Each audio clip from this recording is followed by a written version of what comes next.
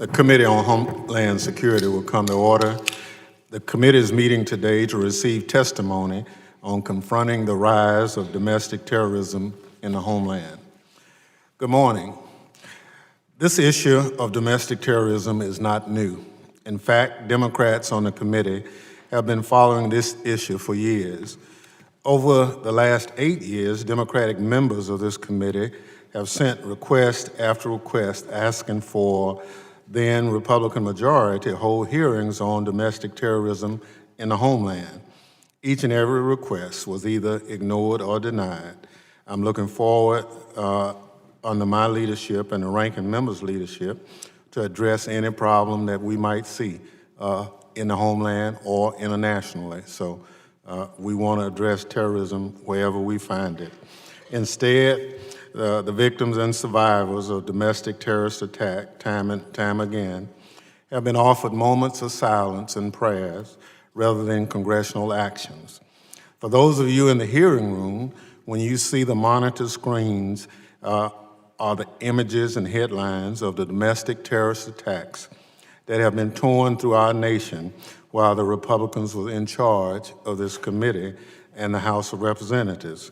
To all the victims, survivors, and communities who have felt like the terror you suffered was ignored or minimized, know that it ends with today's hearing. Today is a new day, and this committee's silence on domestic terrorism now ends. Because in recent years, we've seen a dramatic and disturbing rise in domestic terrorism, particularly far-right extremist violence tied to white supremacist extremism and white nationalism. The few pieces of government data that we've seen confirm that domestic terrorism is an urgent and growing threat to the homeland. In the last 2 years, there have been more domestic terrorism-related arrests than international terrorist-related arrests. Last year, nearly all extremism-related murders in the United States were committed by right-wing domestic terrorists. Of course, we only need to look at the news to know that this is a serious problem. Just 2 weeks ago, a domestic terrorist attacked Jewish worshipers at a synagogue near San Diego, killing one woman. In February, a former Coast Guard lieutenant was indicted after stockpiling weapons and drugs, planning attack targeting prominent Democratic politicians, including a member of this committee, Congresswoman Jackson Lee.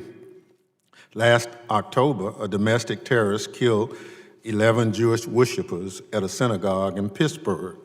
That same month, a domestic terrorist sent pipe bombs to domestic politicians all across the country. And that is just in the last few months. From Charleston to Oak Creek to Charlottesville to Garden City, we've seen these violent ideologies rear their ugly heads over and over. Unfortunately, President Trump has tried to play both sides with domestic terrorism. On April 26, 2019, President Trump doubled down on his stance that there were fine people on both sides of the August 2017 Unite the Right rally in Charlottesville, Virginia. His unwillingness to denounce and distance himself from these extremists has been taken by many as tacit support. The President and all of us must be willing to stand up to all ideologically motivated violence in America. Unfortunately, far-right extremism is not limited to the United States. It is evolving into a global phenomenon. Earlier this year, the terrorist who killed 50 people and wounded 50 more at 2 mosques in New Zealand wrote that he was inspired by American and European far-right extremists. It is well past time to take action. But in order to really get a handle on this evolving threat, we need to understand it. The lack of public information on domestic terrorism coming out of the federal agencies is nothing short of alarming. What is the nature of the threat, and what is the government doing about it? This hearing is the first step toward transparency, but there is much more information we need. That is why I'm developing legislation to require the federal government to regularly and publicly report data on domestic terrorism. I'm optimistic that it will become a bipartisan effort. Finally, I want to welcome our witnesses from the Department of Justice, Federal Bureau of Investigation, and Department of Homeland Security. I look forward to your testimony, but I want to be clear about my frustration with your agencies. After the attack on mosques in New Zealand, I asked to speak to Director Wray about domestic terrorism. To date, the FBI director has not made himself available for a conversation. In early April, during a classified briefing on domestic terrorism, members of this committee asked you for several follow-up items and get-backs. My staff followed up many times over the last month. We only received get-backs from the FBI on Monday night.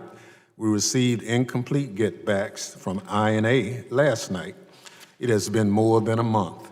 In fact, while all of the witnesses have known about this hearing and topic since April 3rd, more than a month ago, we received all your testimony late yesterday evening, mere hours before this hearing.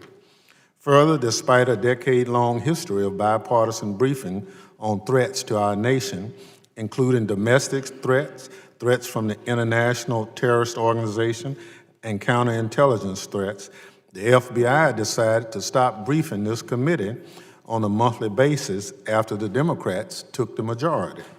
Stonewalling this committee in our efforts to carry out our constitutional oversight duties is unacceptable.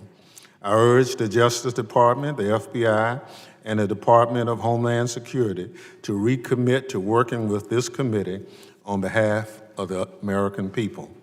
With that, I now recognize the ranking member of the full committee, the gentleman from Alabama, Mr. Rogers, for an opening statement. Thank you, Mr. Chairman. I thank the chairman for calling this important hearing today. I condemn all acts of violence. I condemn all acts of violence done in the name of disturbed political, racial, or religious ideologies. I know every member of this committee agrees with me, and to imply otherwise is inaccurate. Today's hearing is important. We must use this opportunity to have a meaningful discussion and learn how we as Congress can help root out evil in our society. I sincerely hope this hearing isn't used for political grandstanding. A YouTube clip won't solve these problems, but a serious discussion with serious people can help inform how Congress and this committee can act. As members of this committee know, acts of domestic terrorism are not a new phenomenon. Throughout our history, deeply disturbed individuals have resorted to violence to avenge real or imagined grievances. What has changed is that almost 20 years ago, terrorists attacked 4 planes and murdered nearly 3,000 Americans. Since then, Americans have awoken to the threat of foreign terror organizations, but have not fully understood the influence they have on our society. Bad actors in our country have adopted strategies from foreign terrorist organizations. Terrorists at home are learning from terrorists abroad. The pervasiveness of the internet and social media have made connecting extremists fast, free, and anonymous. Movements preaching violence have found new homes and broader audiences online. The same tools that allow us to communicate globally are allowing networks of radicals to connect once isolated fringe groups. The recent wave of attacks targeting religious institutions has inspired and amplified by social media and fringe websites. Fringe websites have become havens for the most abhorrent behavior in our societies. A quick search yields hundreds of results from the most disturbing and hateful ideologies ever written. These searches lead to communities built around hate, conspiracy theories, and most worryingly, images of graphic murder and suicide. These are not Facebook or Twitter. These fringe sites house videos of terrorist propaganda, shooter manifestos, and gory content alongside fresh calls for violence. Many posts are dares to commit violence or suicide. Others respond with ideas of how to carry out violence. This image, which has been edited, and you can see on the TV monitors, promoting the killers, was recently shared in response to a post about a terrorist attack. It lists the attackers, alleged ideology, photo, and name. The list then awards points to mass shooters, terrorists, and murderers. Points are provided for each killer, each person killed, a killer's mental status, killing cops, and if the attacker killed himself. These images and their vile call to action create a vortex of despair and viciousness. The sinister force is clearly capturing the minds of troubled people at a greater rate than ever before. This is not a single surefire way to stop violence before it occurs, but there are steps we can take to reduce future violence. Working with industry and law enforcement, we can build a comprehensive strategy to detect, monitor, and disrupt online fronts for terror and violence. We must expand outreach to communities and educate them about the radicalization process and find ways to help troubled individuals early enough to stop their attacks. We must continue to encourage individuals to say something to law enforcement if they ever see or hear something suspicious.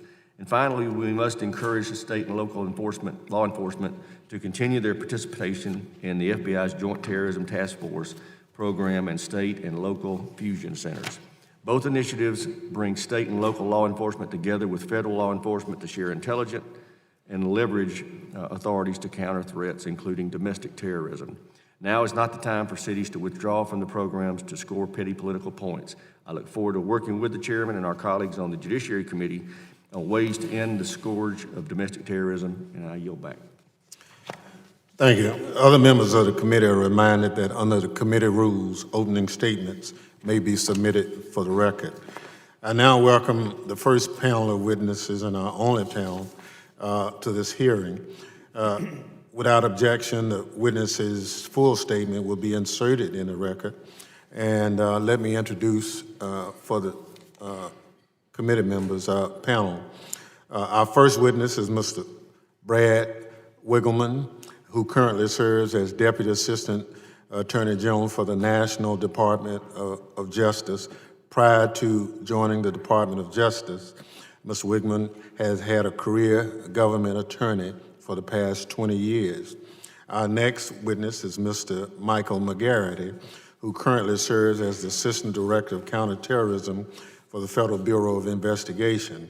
Prior to joining the Counterterrorism Division, Mr. McGarity most recently served as a special agent in charge of the Criminal Division of the New York Field Office. Finally, we're joined by Mr. Brian Murphy, who currently serves as the Principal Deputy Undersecretary for Intelligence and Analysis with the Department of Homeland Security. Prior to this election, Mr. Murphy served as the Acting Principal Deputy for Intelligence and Analysis. I thank you, gentlemen, for agreeing, and I remind each witness that you have 5 minutes for your statement. Mr. Wiggman. Thank you, Chairman Thompson, Ranking Member Rogers, members of the committee. Thanks for the opportunity to testify on behalf of the Department of Justice. Protecting the American people from terrorism and other national security threats has long been the top priority of the department. Domestic terrorism continues to pose a serious threat to the public, as a number of recent attacks and plots demonstrate. We've seen individuals conduct attacks far too many times, whether motivated by anti-government animus, racism, or other ideologies. Regardless of the motivation, our goals at DOJ are to prevent such attacks and to bring those responsible to justice. This morning, I'd like to give you just a brief overview of how the Department of Justice is organized to handle domestic terrorism cases and the legal authorities on which we rely. On the front lines are our 94 U.S. Attorney's offices. Each office coordinates a group of federal, state, and local law enforcement in the district called the Anti-Terrorism Advisory Council, or ATAC. The ATAC works in close partnership with its corresponding FBI Joint Terrorism Task Force. The ATACs promote training and information sharing among federal, state, and local law enforcement.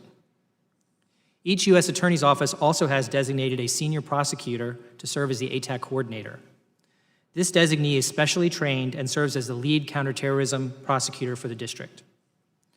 Many offices have also designated national security sections that focus on counterterrorism and other national security threats. At Main Justice here in Washington, the National Security Division was created in 2006 to integrate the department's counterterrorism and other national security work nationwide. We have a counterterrorism section with more than 40 attorneys, all of whom are equipped to work on both domestic and international terrorism.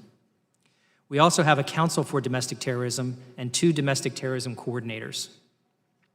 NSD attorneys are notified and available to provide assistance when any domestic terrorism investigation or prosecution is initiated. In addition, other divisions of the department play an important role. For example, the Civil Rights Division is responsible for overseeing the prosecution of hate crimes, some of which may also qualify as acts of domestic terrorism. Finally, we have a Domestic Terrorism Executive Committee, which reports to the Attorney General. This committee is not operational, but provides a national-level forum for information sharing on domestic terrorism matters. Turning quickly to our legal authorities, we have prosecuted domestic terrorists using a wide range of criminal statutes. These include weapons and explosive charges, threat, hoax, or riot charges, and charges prescribing attacks on federal officials or facilities.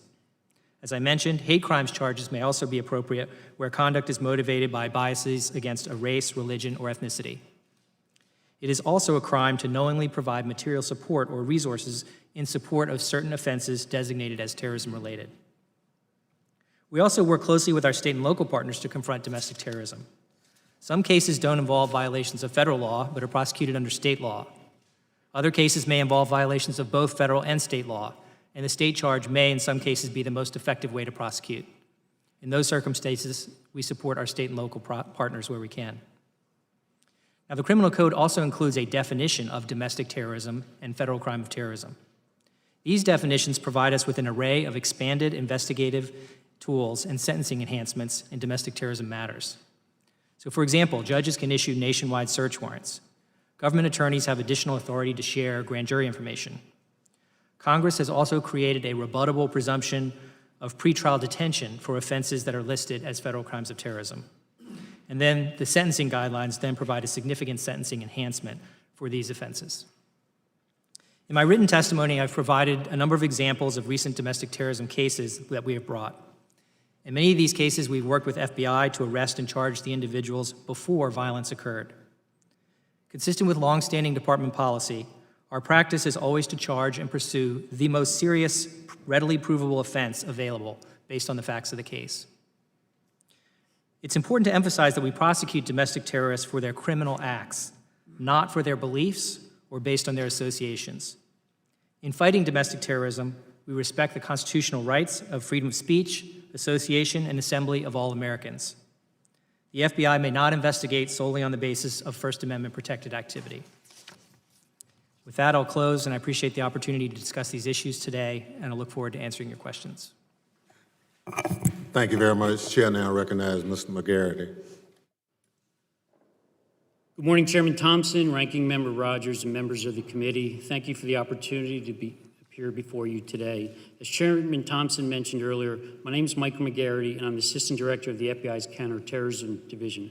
I have the unique honor and privilege to represent all the men and women that work counterterrorism with the FBI and our joint terrorism task forces around the nation.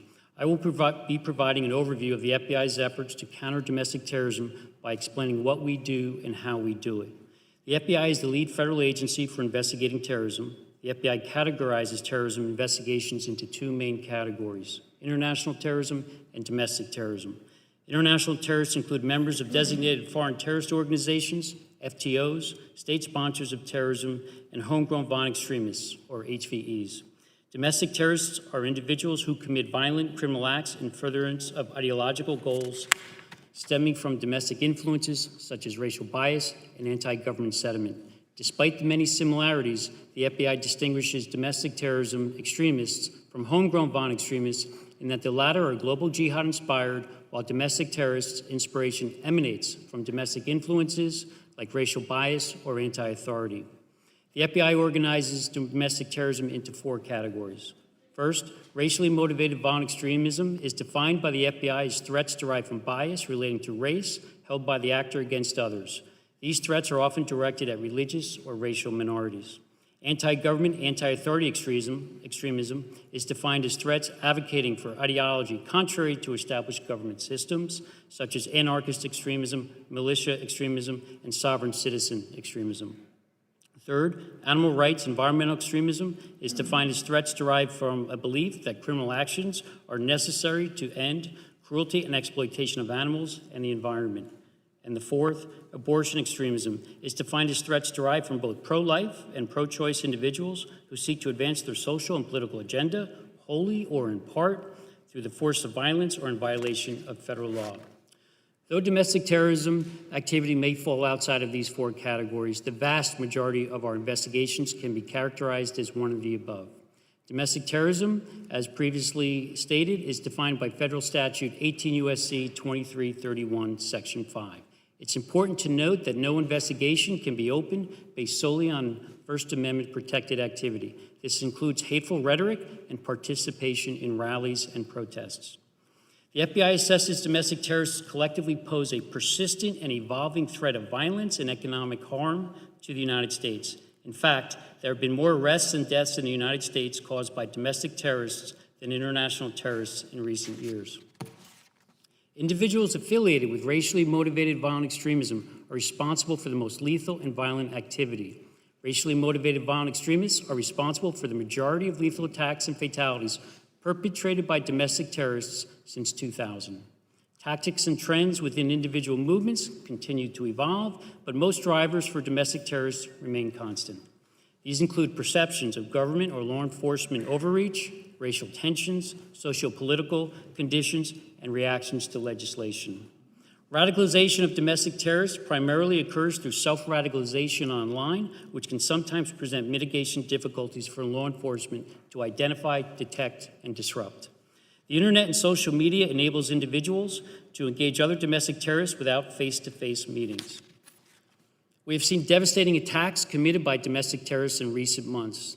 Most recently, the shootings in the synagogue in California and a synagogue in Pennsylvania. In 2018, domestic violent extremists conducted 6 lethal attacks, killing 17 victims. In 2017, domestic violent extremists conducted 5 lethal attacks, killing 8 victims. Central to our effort to combat terror attacks is the Joint Terrorism Task Force model. We work hand in hand with federal, state, and local agencies to effectively combat the threat. In fact, 50% of our domestic terrorism investigations are open based upon information received from either the public or from referrals from our partners on the federal, state, and local side. Despite successes that result from the hard work of men and women of the FBI, our JTTFs and our partners across the government, domestic terrorism continues to pose a persistent threat to the homeland. We currently have 850 predicated domestic terrorism investigations. And as we just saw a few weeks ago in California, the threat of domestic terrorism exists in every region of the United States and affects all walks of life. Our commitment to you and to our fellow citizens is that we will continue to confront the threat posed by domestic terrorists with determination and dedication to our mission to protect the American people and uphold the Constitution of the United States. Thank you again for the opportunity to appear before you today. The men and women of the FBI are grateful for the support that you have provided us and continue to provide. I look forward to answering any questions you might have. Thank you. Thank you very much. Chair now recognizes for 5 minutes, Mr. Murphy. Thank you, Chairman Thompson, Ranking Member Rogers, and members of the committee. Thank you for the opportunity to present to you today the DHS intelligence enterprise efforts to ensure that all forms of violence that are threats to the Homeland Security are being addressed. I can assure the committee and the American public that throughout the careful calculus of balancing resources and adapting to an ever-changing threat landscape, DHS remains acutely focused on the threat from domestic terrorism. The domestic terrorism threat to the homeland may come from a diverse range of movements, as you've heard from my FBI colleagues. And as described before, the lone actors from those movements subscribing to these ideologies pose the greatest threat to the homeland due to their ability, in many instances, to remain undetected by law enforcement until operational, and their general willingness to attack soft targets with simple weapons. The DHS intelligence enterprise constantly evaluates how to improve our ability to provide information and intelligence to a wide array of partners as fast as we can, and that complement U.S. government efforts to combat all threats to the homeland, and ensuring at the same time that our finite resources are best aligned and not being applied in a manner that duplicates the efforts of our partners. To that end, in 2018, the department established mission centers to drive the integration of intelligence across the DHS enterprise and look at threat streams as they come at us, and this includes counterterrorism. My testimony today will outline the holistic and agile manner in which we continue to apply resources against a serious threat of domestic terrorism while avoiding unnecessary duplications. The importance of an integrated and collaborative approach cannot be understated in today's CT environment as we enter the post-September 11th era, and CT investments across the government are being reconsidered and in some cases reallocated against developing threat streams such as foreign influence, cybersecurity, and transnational organized crime. Of note, CT practitioners across the government recognize that the threat from CT is not going away. The ability to execute this demanding mission remains the same, and the future of CT efforts are based on efficient interagency modeling. Historically, as noted by the FBI and the Department of Justice, the FBI has been well-positioned to produce intelligence on domestic terrorism and hate crimes. They are the lead for the United States government on domestic terrorism and hate crimes investigations, and the FBI owns a preponderance of the information and resources to support these investigations and analysis. For that reason, DHS domestic terrorism-related intelligence production was sometimes viewed as duplicative as we relied on the data from our colleagues. We have now transitioned to a more active intelligence phase and are producing more original and unique reporting. As part of our establishment of mission centers, we now have a 24/7 open source collection team, which was established to identify potential threat intelligence. Due to this shift, the DHS intelligence enterprise increased open source collection and reporting on domestic terrorism. As a result, our increase in production has risen by 40% on this issue since last fiscal year. We have done this and still kept our finished intelligence products consistent since 2014. Overall, I believe FY18 represents the highest level of production ever achieved by the department in the domestic terrorism context. Additionally, the number of personnel assigned in supporting the domestic terrorism portfolio has substantially increased. For example, we maintain a robust presence in the field that engages with all our state and local partners. They are forward deployed at fusion centers and among our police colleagues and work on JTTFs throughout the country. Additionally, through the Homeland Security Information Exchange, or as I will call HIS and Intel, we enable the sharing of products and information between all levels of government. HIS and Intel is utilized by over 4,000 professionals across the country and includes over 40,000 products on a range of Homeland Security threat issues. That includes domestic terrorism. Since 2016, we have increased that number of products by approximately 64% of the number of products shared. We measure the effectiveness of these products, and in fiscal years 2017 and 2018, we saw a 325% increase in terms of how these products are and how often they're being viewed. Additionally, feedback from the products we post receive above 90% in terms of how they are viewed and their usefulness to our partners.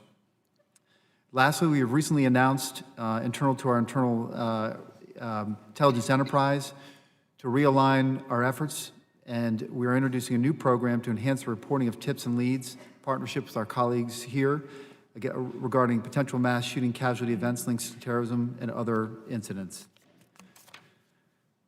Lastly, I appreciate the opportunity to appear before you today and represent the men and women of DHS, pending your questions. Thank you. Thank you very much. I thank the witnesses for their testimony. I remind each member that he or she will have 5 minutes to question the panel. I now recognize myself for questions. One of the reasons for having this hearing is since 2005, we've not had the production of domestic terrorism data available, not just to this committee, but to the public. And so what we're trying to do is get, from an informational standpoint, what's out here. And from what I've heard from the witness today, it's been very good in terms of what you know. One of the things I want to do as a takeaway from this hearing, as I indicated in my opening statement, is to make sure that if it's a resource issue for the department that you can't produce this information, then we need to make those resources, and I'm talking to Mr. McGarity, in terms of the FBI providing that data. Because for members of this committee, we need to understand what the threat is, if it's changing, and those kind of things. So I thank you for that information. One of the more looming comments you made is that there are some 850 investigations underway. You know, that tells me you're doing your job. But as important is the history of this committee is we've always had access to this information, some of it in a classified setting for over 10 years. And the department now has pulled back on that And I'm indicating that we would still like to have the briefings on a monthly basis from the department on these and any other areas that you think might be beneficial to us, but not to have the this information doesn't allow us the full breadth of what we need. And some of the members have been on the committee and have participated in the briefings, and they've been very helpful. And so we're going to renew that effort to try to get you to the briefings to share that information with the committee. Now, the last briefing we did have, we asked for certain information. It was over 5 weeks ago, and we just got it yesterday. That's too long. And we need to work out a process that when there are get-backs relative to whatever, those get-backs come within a reasonable period of time. And we're not asking for information that's not currently available. So if you can assure the committee, to the extent practicable, Mr. McGarity, that on that kind of data you will make it available to us, I would appreciate it.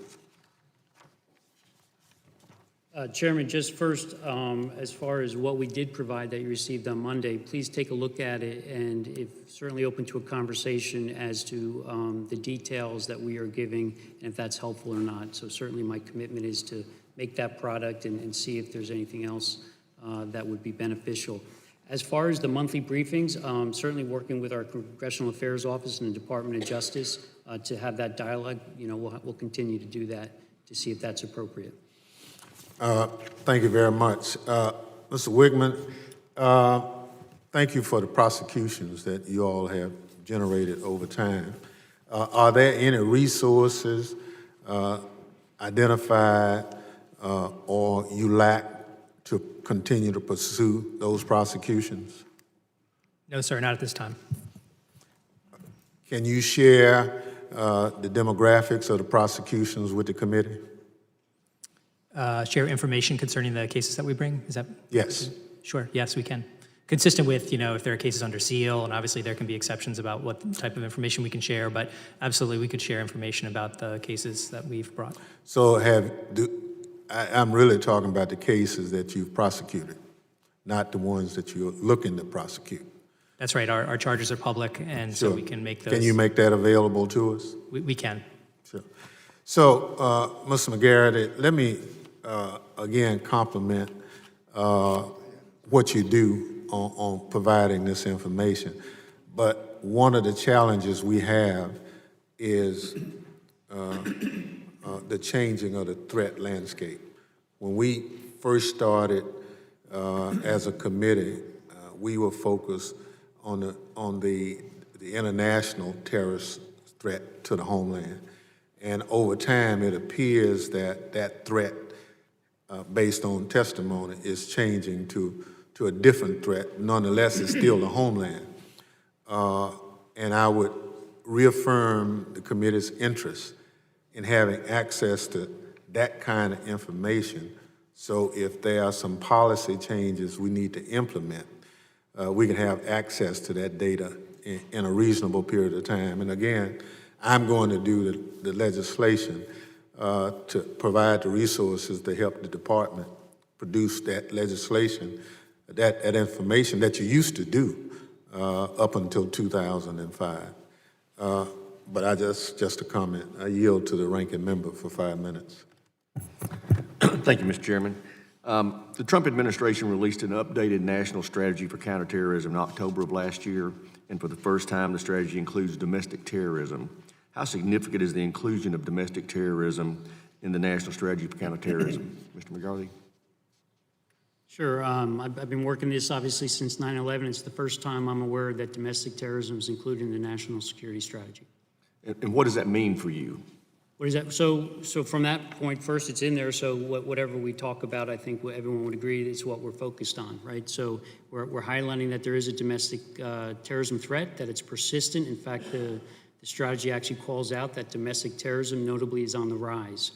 What we are seeing, and we've seen it on the international terrorism side, and we're seeing it on the domestic terrorism side, we are seeing an evolution of the threat from what we perceived the threat used to be. And what I mean by that, on the international terrorism side, we certainly still have Al-Qaeda, AQAP, ISIS. What we have, and we've seen in the last 4 to 5 years, is the homegrown violent extremist threat, where someone can get on the internet and self-radicalize. We are seeing that same type threat in the domestic terrorism world, where individual actors, lone wolves, insular-type people can find their ideology to justify their violence and their actions online. So we're actually seeing similar type threats within the homeland that we, frankly, have not seen in this regard if you look 20 years ago, and part of that's due to the internet, to be able to become radicalized fairly quickly and then mobilize to that violence quickly. We're seeing it both on the international terrorism side, with our HVEs, and our domestic terrorism lone actors. Yeah, you made that point, you weren't seeing it 20 years ago. When did you start seeing this phenomenon occur where they were adopting, domestic terrorists were adopting the techniques of international terrorists to radicalize people? Was it 5 years ago, 10 years ago? When do you think that started occurring? Because it's really a relatively recent phenomenon, or it seems to me. I would just put it with the internet, sir, and social media, the ability to people all over the world to communicate without actually doing face-to-face meetings. So that same that we saw on the HVE side, we're seeing on the domestic terrorism side. I wouldn't say they're necessarily copying international terrorists and HVEs. I think they're just seeing the same platform and the medium that they can use to exploit and gain information that fits their ideology to pursue violence. Okay. Do you have any recommendations for what can be done to address the viral hate speech and incitement of violence found on fringe sites like 8chan and Gab? And that's for any of you. Y'all don't have any suggestions for us? That's scary. Sir, sir, I would add We that can't make policy without good advisement.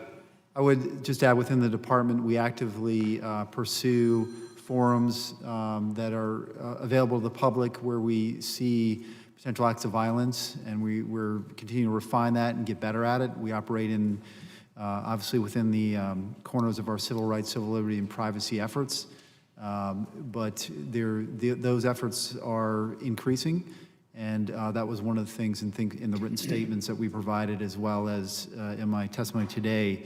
Our numbers bear that out, that we continue to look at those areas where the domestic terrorism and other forms of violence aggregate and talk among themselves and spot and identify those. And we in the department then provide that to the JTTF and state and locals for enforcement if appropriate.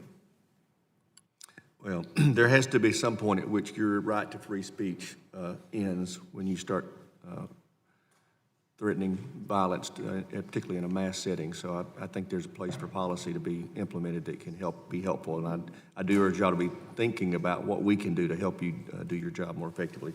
Now yield back, Mr. Chairman. Thank you very much. Chair recognizes the young lady from New Mexico, Ms. Torres Small. Thank you, Mr. Chair.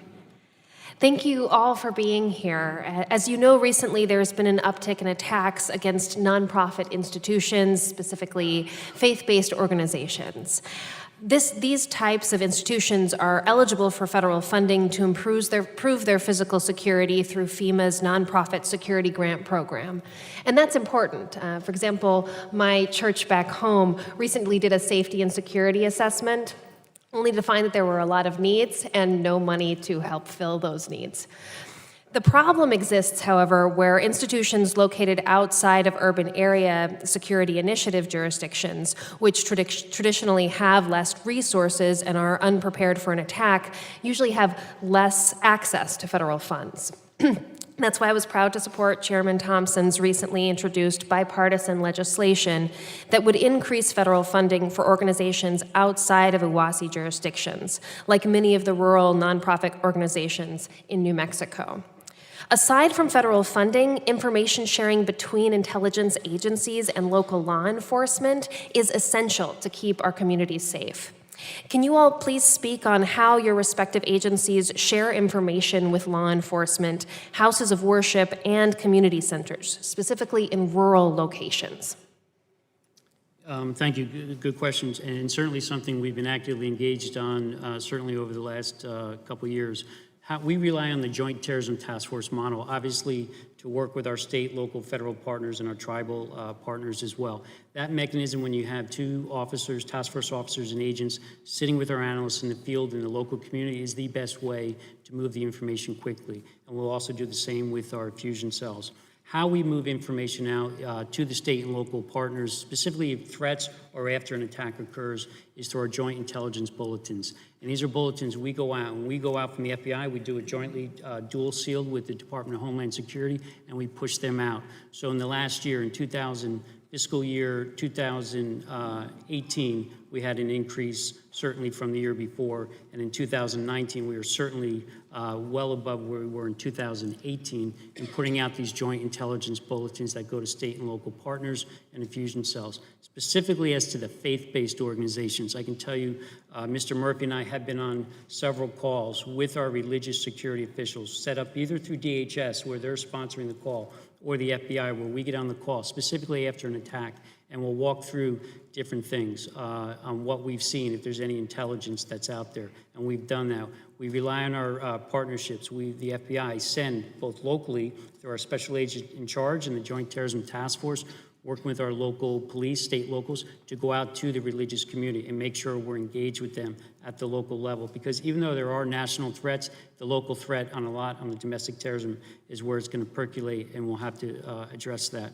And then just in a more broad sense, where we hit the chiefs of police, the International Association of Chiefs of Police, the major city sheriffs, I personally have briefed them, and will continue to do that every year through our FBI partner engagement, which when we do that, we set that up, they all come and we give them threat briefings on domestic terrorism, on international terrorism, and we talk about specific threats and cases. And we absolutely have talked about domestic terrorism in the last year with the major city chiefs. If anyone else is going to contribute, can you also just specifically address anything different that you do in rural communities who are sometimes harder to reach? Yes, ma'am. As we speak right now, we have an effort ongoing to complement the intelligence networks of rural sheriffs to combat the threats. New Mexico is a part of that campaign. It is not specifically designed to combat domestic terrorism, but rather look at all threats that the rural counties are facing. So we have several efforts like that that we traditionally do, and we just happen to be in the middle of one of them. Just my last question, how can we improve the security of rural nonprofit organizations, which often don't have the extensive resources for robust security systems?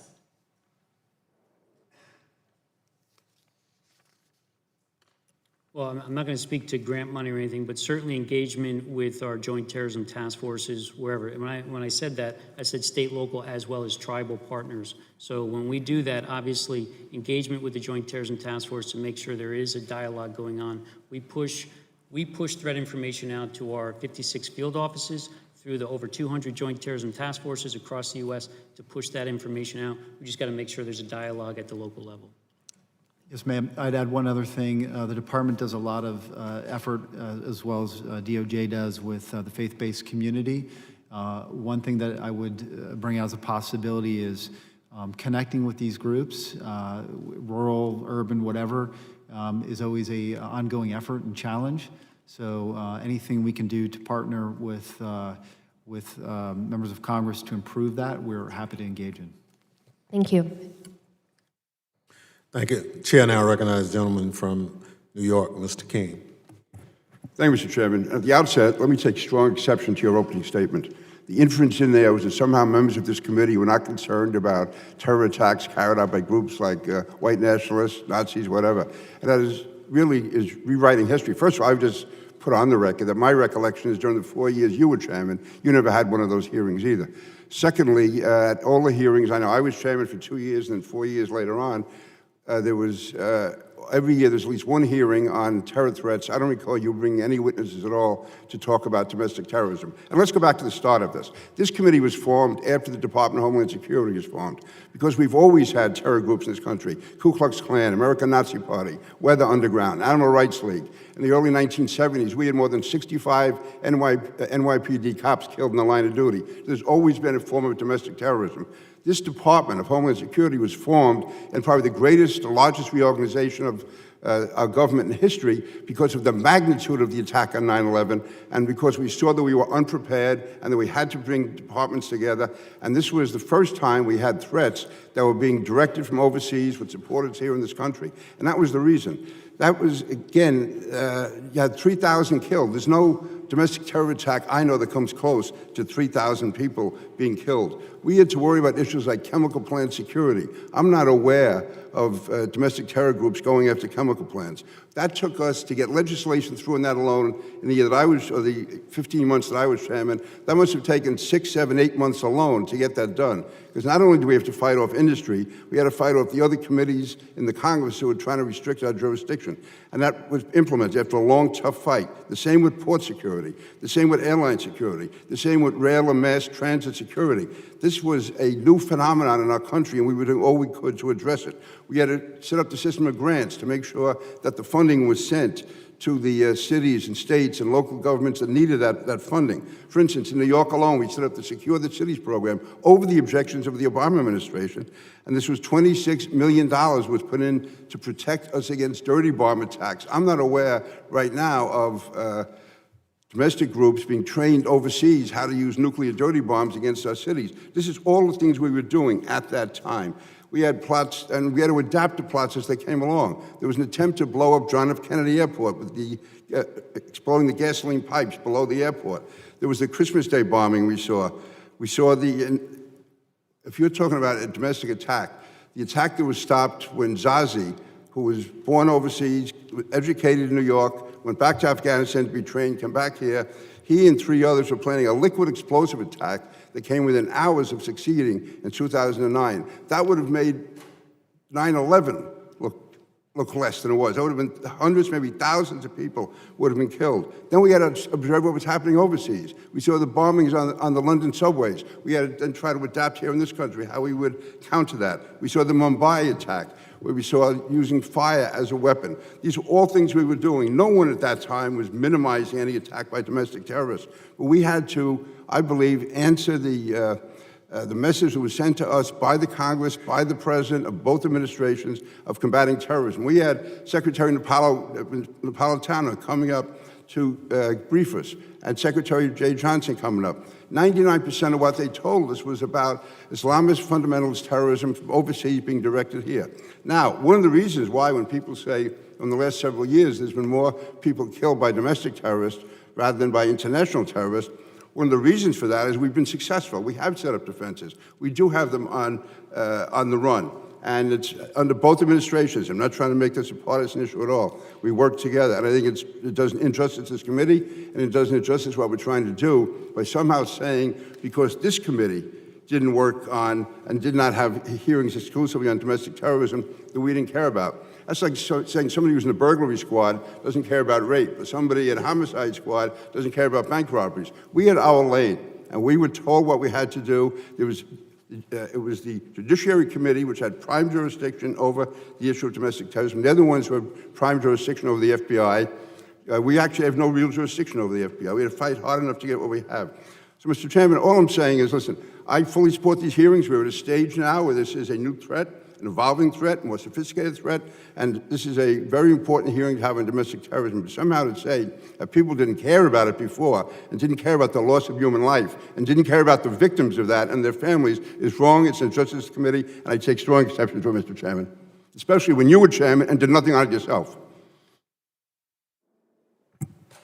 Gentleman from New York, finished? I'm finished.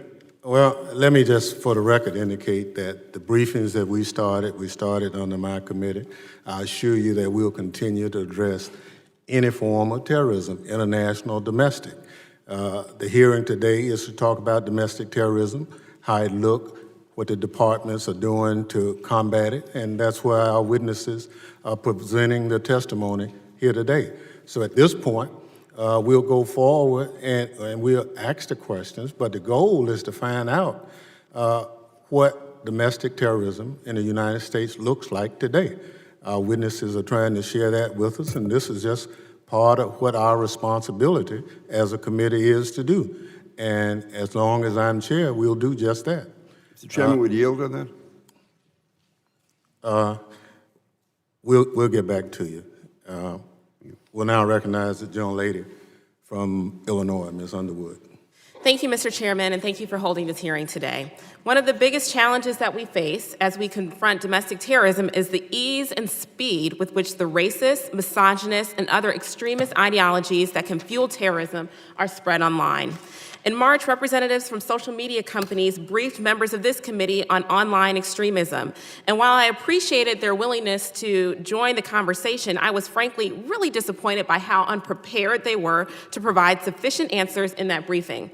Online extremism is not a new issue by any means, and yet many social media companies have been slow to respond to the serious threat that it poses to American lives.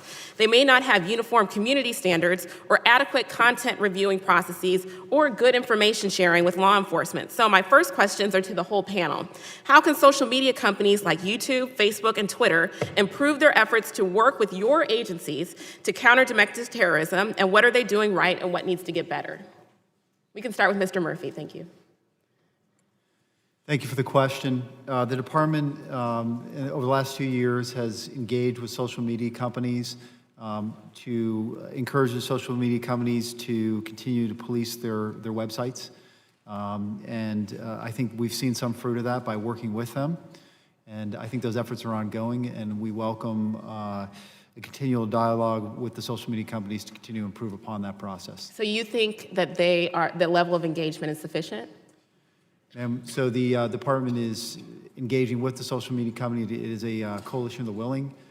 We are making strides, and we would like to continue to make those strides. Thank you. Mr. McGarity. Sure. So we obviously have very robust engagement with the social media companies, both as a training platform, where we will go out and we will give briefings on international terrorism and domestic terrorism, as we do with many of our private sector partners, banks, online companies, shippers, anything that there could be a tripwire that could help really to inform people for the see something, say something strategy. So we certainly do that, and we're very robust with that. Then when we do have an interest in something on social media or on the internet and through a company, we obviously have judicial process that we will go through the U.S. Attorney's Office or through a national security letter on the international terrorism side to do a process, a legal process to request records and content, whether it's a search warrant or subpoena. Thank you. And Mr. Weigman? I guess the only thing I would add is just to note that when we're talking about extremist content online, the First Amendment does impose some significant constraints. We can't initiate, even if a social media company was to report to us, this terrorist has put a manifesto, or this person has put up a thing criticizing various ethnic groups or whatever online. That's not something that we can initiate an investigation solely on the basis of that information. So it's not as if just knowledge, in other words, the social media companies report to us extremist content online doesn't necessarily give us the basis to initiate investigative activity. And in your perspective, how would you compare social media companies' ability to respond to foreign terrorist threats to their ability to respond domestically? Would you say that they're equal, more, or less? I would see, I've been in this role 15 months. I will say when I got here, even on the international terrorism side, the self-regulation of their term of use agreements, they've gotten much better. I will say on the domestic terrorism side, I will see that there's likely going to be an increase on there's a learning curve there as to what the social media companies have to do. I can tell you it appears, and this is open source, that they're hiring a lot of retired analyst agents, detectives to do that. And so that's a good thing that they're doing that. But I can tell you just a few years ago, you did not see these social media companies self-identifying content. They are doing that now, and it will just take time, I think, with this evolving threat on both the homegrown violent extremist threat and the domestic terrorism threat here in the U.S., that they'll do the same on that. Thank you. Facebook recently announced that it would begin redirecting users who search for white supremacist terms to an anti-extremism organization called Life After Hate, based in my home state of Illinois. Life After Hate is one of the only organizations in the country dedicated to helping people leave white supremacist ideologies. But the Trump administration canceled critical grant funding for the organization in 2017, and it's never replaced it. And Facebook alone has over 2 billion users, and Life After Hate is one of the relatively small organizations. And so with this cut in funding, this organization cannot be expected to neutralize every neo-Nazi on the internet. Did any of your agencies or departments engage with Life After Hate following Facebook's announcement to ensure they have the resources to make this partnership successful? Do you know? I'm not aware that we did. And the others? Ma'am, we'll have to get back to you. I'm not sure. Okay. We know that domestic terror incidents related to white supremacists are on the rise. We know that Congress is willing to fully resource DHS. I've only been here a few months, and I've already voted to increase funding for the agency. But resources are important, but so is directing them appropriately.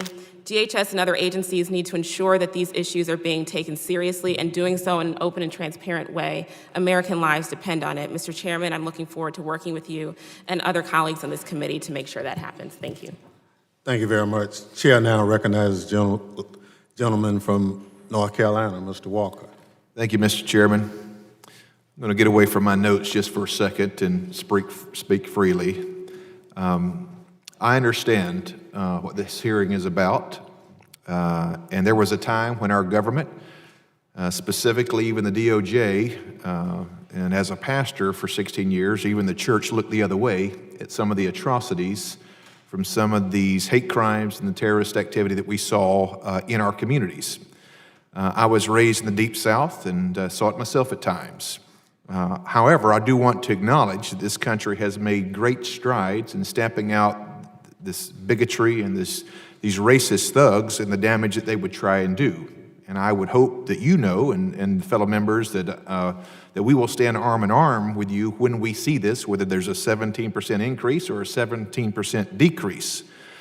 I do believe that we also have to make sure that we don't infringe on the free speech component as well, and that is a concern. So my first question for Mr. Wigman is, how does your agency define a hate crime when prosecuting one of these cases? Thank you for that question. I actually have the definition of hate crime here that Congress has provided in the federal code. If it's less than 15, 20 seconds, I'd like to hear it. Okay, I'll try to read it quickly. This is in section 249. Whoever willfully causes bodily injury, and I'm paraphrasing a little bit here, to any person through the use of fire or firearm, dangerous weapon, etc., to any person because of the actual or perceived race, color, religion, or national origin of any person. So causing violence to people on the basis of race, color, religion, national origin is essentially what a hate crime is. Based on the definition that you just gave, I want to give you an example from this week. Brian Sims, a Pennsylvania state representative, verbally attacked 3 teenage girls, threatening to dox them, which means to basically go after them on social media or on the internet. Even offered $100 if somebody would give up their names to be able to embarrass them, to trash them. Would you say that would fall under a hate crime? I'd have to all the facts. I'm just reluctant to comment on any particular fact. Well, so even the facts that I gave you just there, you don't want to comment on them today? Just really reluctant, particularly if there is an investigation, which I don't know of that particular matter, to comment and get out front of what Understand. Okay, well then let me ask this. How does the Department of Justice draw the line between the right to assemble, protected by the U.S. Constitution, and the investigation or prosecution of a case as domestic terrorism? So people have the right to assemble, petition, march in support of a particular cause, whether it's one that people generally find popular or not. That's something they can do. What they can't do is cross the line over into violence. And so the line that we draw and the FBI draws is you're free to assemble, you're free to petition your government. So you can say pretty much anything. In the case of Mr. Sims, he said, "Bring it, Bible bullies." Online, he tweeted this: "You are bigots, sexist, misogynist, and I see right through your fake morals and your broken values." So he's got clear lanes to be able to say anything he wants to in that aspect, is what you're saying. You can say a lot of things that most people in this room would find repulsive and inappropriate, repugnant, but unless you're crossing that line over into either a threat, if it's a threat, that can be prosecuted. We have a number of threat statutes, or unless you're intending to incite violence, sure. As the Supreme Court has defined the line on that. So basically, people are okay to say something stupid, check our Facebook pages if you need any evidence of that. What I'd like to transition is for a couple questions for Mr. Murphy. How would you define the DHS's role in combating domestic terrorism? Thank you for that question, sir. So we have several roles in the department. One of them is to work with our state and local colleagues to make sure that they have all the information they need at that level. They're the closest ones to the fight against domestic terrorism, and we work every day to provide them that information. Okay. Have you seen an increase, decrease, or about the same number of resources from your agency being devoted to domestic terrorism over the last, let's say, the last decade? So I'd say within the last 2 years, we've approximately doubled that number of people that are in my office that work on the domestic terrorism aspect of things. And what is the process like that for your agency to be able to share that information? So right now, one of the ways in which we do it, there's not just one way. We work with all our partners here at this table, but for the department, we look at what I described earlier, HIS and Intel, which is an intelligence sharing platform for law enforcement. We take the metrics we put on there very seriously. We continue to evaluate those numbers. And as I had stated earlier, our number of products we're sharing is up by 64%, and the quality of the products is far increased. And one of the metrics we use is how often they get looked at and the returns that we see. So those numbers are soaring, quite frankly, around 325% increase and 90% approval rating of the products put out there. Mr. Chairman, my time has expired. I yield back. Thank you very much. Chair now recognizes the gentlelady from Michigan, Ms. Slotkin. Hey, thank you for being here. Thank you, Mr. Chairman, for having this hearing. Can you tell me, Mr. Murphy, on the intelligence side, we're seeing an increase in domestic terrorism. Can you explain to me why, based on your analysis? So, ma'am, I think I'd answer the question this way. We look continually for threats of violence. We continue to readjust how those threats of violence manifest themselves in the homeland. Part of our efforts have looked at that agile nature of which homegrown violent extremists, regardless of ideology, pick up a reason to perform acts of violence against others and how quickly that manifests. So as we've been more targeted in the way we do it, we've seen our numbers in terms of those that could be acting on violence increase. We refer those leads over for investigation to state and local law enforcement and the FBI. So just so I understand, then your answer is you're looking harder, so you're finding more cases? That's the reason we've had an increase in domestic terrorism cases? So, ma'am, as I think we said before, we've adjusted to a 24/7 cycle. Part of that has been explained by myself and others here in terms of how the internet has been a major factor in all threats of violence and the ability of adversaries to talk to each other over the internet, anonymously sometimes, and avoid those face-to-face meetings. And as that has changed society writ large, we've adjusted to that. So for both Mr. Murphy and Mr. McGarity, so you're referencing the use of social media. So then we should see a straight line increasing in domestic terrorism from the advent of the internet to today. Do we see a straight line in an increase in domestic terrorism? Mr. McGarity, why don't you take this one? Or has it been, I'm just trying to be honest here about the nature of the threat. I think you guys have done a phenomenal job on preventing another foreign terrorist attack. I think we have to give you guys a ton of credit for the fact that we haven't had another large-scale attack in the United States.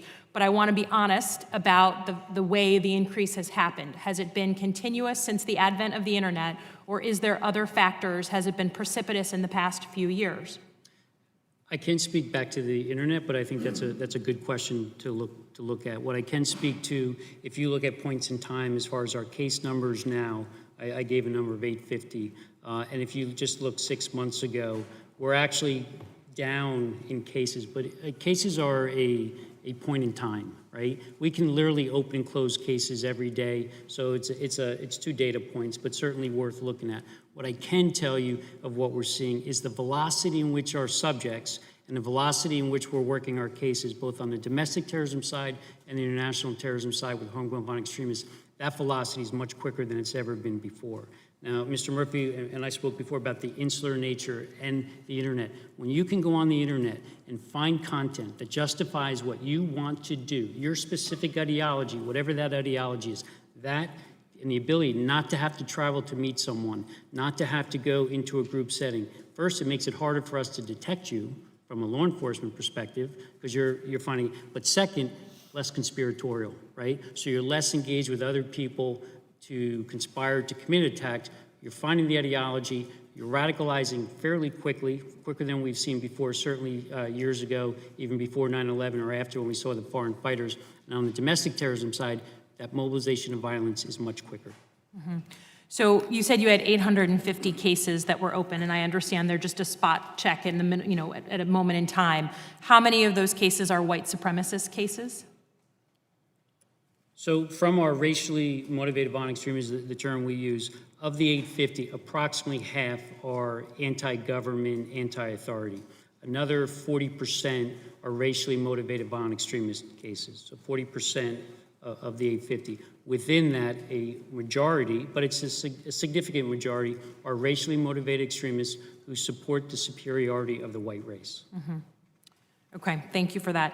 And I've seen a report, but please correct me, that out of 2,000 counterterrorism analysts or specialists that you have, agents, excuse me, that you have 350 of those 2,000 are focused on domestic terrorism. Is that figure right, wrong? Please correct me if I have that wrong.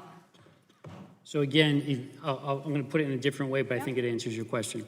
If you look at the way we are set up on our counterterrorism, our agents in the field and our agents at headquarters. Our agents in the field, it's about an 80-20 split as far as the number of cases in international terrorism. So 80% of those cases we work are international terrorism cases, which includes homegrown violent extremists, which are about 1,000. And I gave you a number of 850. If you look, the agents in the field marry up about 80%, 20% as to our case ratios, and then the agents working. So we have about 20% of our counterterrorism agents working domestic terrorism in the field, and about 80% international terrorism. But that marries up almost exactly to the number of cases we have in the field as international terrorism and domestic terrorism. Back at headquarters, we have an entire section for domestic terrorism operations section, just like we do an international terrorism operations section in the Homeland. They're both sections, equal sections. We have an analyst, and then we use our human section, everything else to augment that. But we are set up, we are mirrored right now in our domestic terrorism operations section to do the same work we do as our international terrorism operations section, absent the laws that we're allowed to do different things for international terrorism, but the way we're structured within the counterterrorism division is the same. Okay, and I think my time has expired, is that correct? Sorry, the clock is, I'm happy to go by the clock if you want me to go by the clock, but I think it's expired, so thank you, gentlemen. Thank you. Chair recognizes the gentleman from Louisiana, Mr. Higgins. Thank you, Mr. Chairman. I'd like to commend the chairman and the ranking member for the tone I'm witnessing of this hearing. This is an important hearing, and I'm finding the questions very fair and bipartisan and focused on the issue at hand, and that certainly comes from the example set by leadership here. So I thank you, Mr. Chairman, Mr. Ranking Member. Gentlemen, thank you for your service to your country, your testimony today. Mr. McGarity, our research shows that the FBI currently has approximately 900 domestic terrorism investigations ongoing. Is that correct? Round number. In hover, 850 right now, could be 850. And just for perspective for the American people and for this committee, how does that number compare to investigations past, let's say a decade ago? That I can't speak to, but we certainly can get that number and get it back to you. Would you agree that the investigations into domestic terror has grown, though, at the FBI over the course of the last decade? Let's see what investigations into domestic terror. We've always been set up to work domestic terrorism. We've always, obviously, the history will show, we've worked it. You believe there's a heightened awareness within the investigative community of the FBI? I would say it's a very heightened Okay, awareness that's a right fair now. statement. Would you agree? Of course, all of us here need to ensure that these investigations are conducted thoroughly. It's critical for the safety of all Americans. I'm concerned regarding some exit from the Joint Terrorism Task Forces nationwide. In my opinion, that's the front line of this mission to combat domestic terror. Working with and sharing critical information with local law enforcement agencies as they conduct criminal investigations, which can lead ultimately to the reveal of domestic terror intent. And recently, certain jurisdictions have withdrawn from the Joint Terrorism Task Forces. Mr. McGarity, to what extent, in your opinion, does withdrawal from Joint Terrorism Task Force, how would that impact our ability as a nation, considering the relationship between local law enforcement, where these investigations commonly begin, and federal law enforcement? What's your opinion on how important the Joint Terrorism Task Forces are, sir? I would say that our Joint Terrorism Task Force, as stated before, is really the recipe for our success and what we've done over the last year since 9/11. Nothing the FBI does in the counterterrorism world we do alone. We do with partners. In those cases, I spoke about the referrals that we get. 50% of our referrals for our cases come in not only from state local partners, so whether on the JTTF or not, but from the public. And there's no one better than a state and local law enforcement officer that knows the public. So that information intake into the Joint Terrorism Task Force is crucial. Having membership there, nothing beats two people sitting side by side working a case together for a disruption as far as how we'll be successful in that case. I concur with that assessment, and thank you for clarifying for us all. In my home state of Louisiana, actually, in my neighborhood, recently 3 Christian, predominantly African-American churches were burned to the ground, and that investigation was conducted with incredible professionalism by Louisiana State Fire Marshal and his team, working with local law enforcement and ultimately federal law enforcement. Fire Marshal Bush Browning did an amazing job leading the investigation. This initially began as an arson investigation. Then when the second church burned, of course, the team was on the ground. And the sharing of data at the local, state, and federal level was just an uplifting thing to behold. And ultimately the arrest was made, and the suspect was found to be involved in following pagan religion rituals of burning old steeples, which we found in rural areas. So my question to you again, Mr. McGarity, are there additional investigative or prosecutorial authorities needed to better address? Is there a piece of this puzzle that we're missing that this body can help you fill? As far as any certain legislation from this body, certainly defer to the Department of Justice, and I know they're committed to working through possibilities.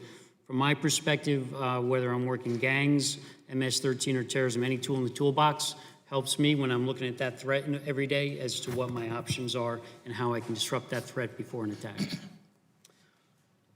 Thank you, gentlemen, for your service and your testimony today. Mr. Chairman, I yield. Thank you. The chair now recognizes the gentleman from Missouri, Mr. Cleaver. Thank you, Mr. Chairman.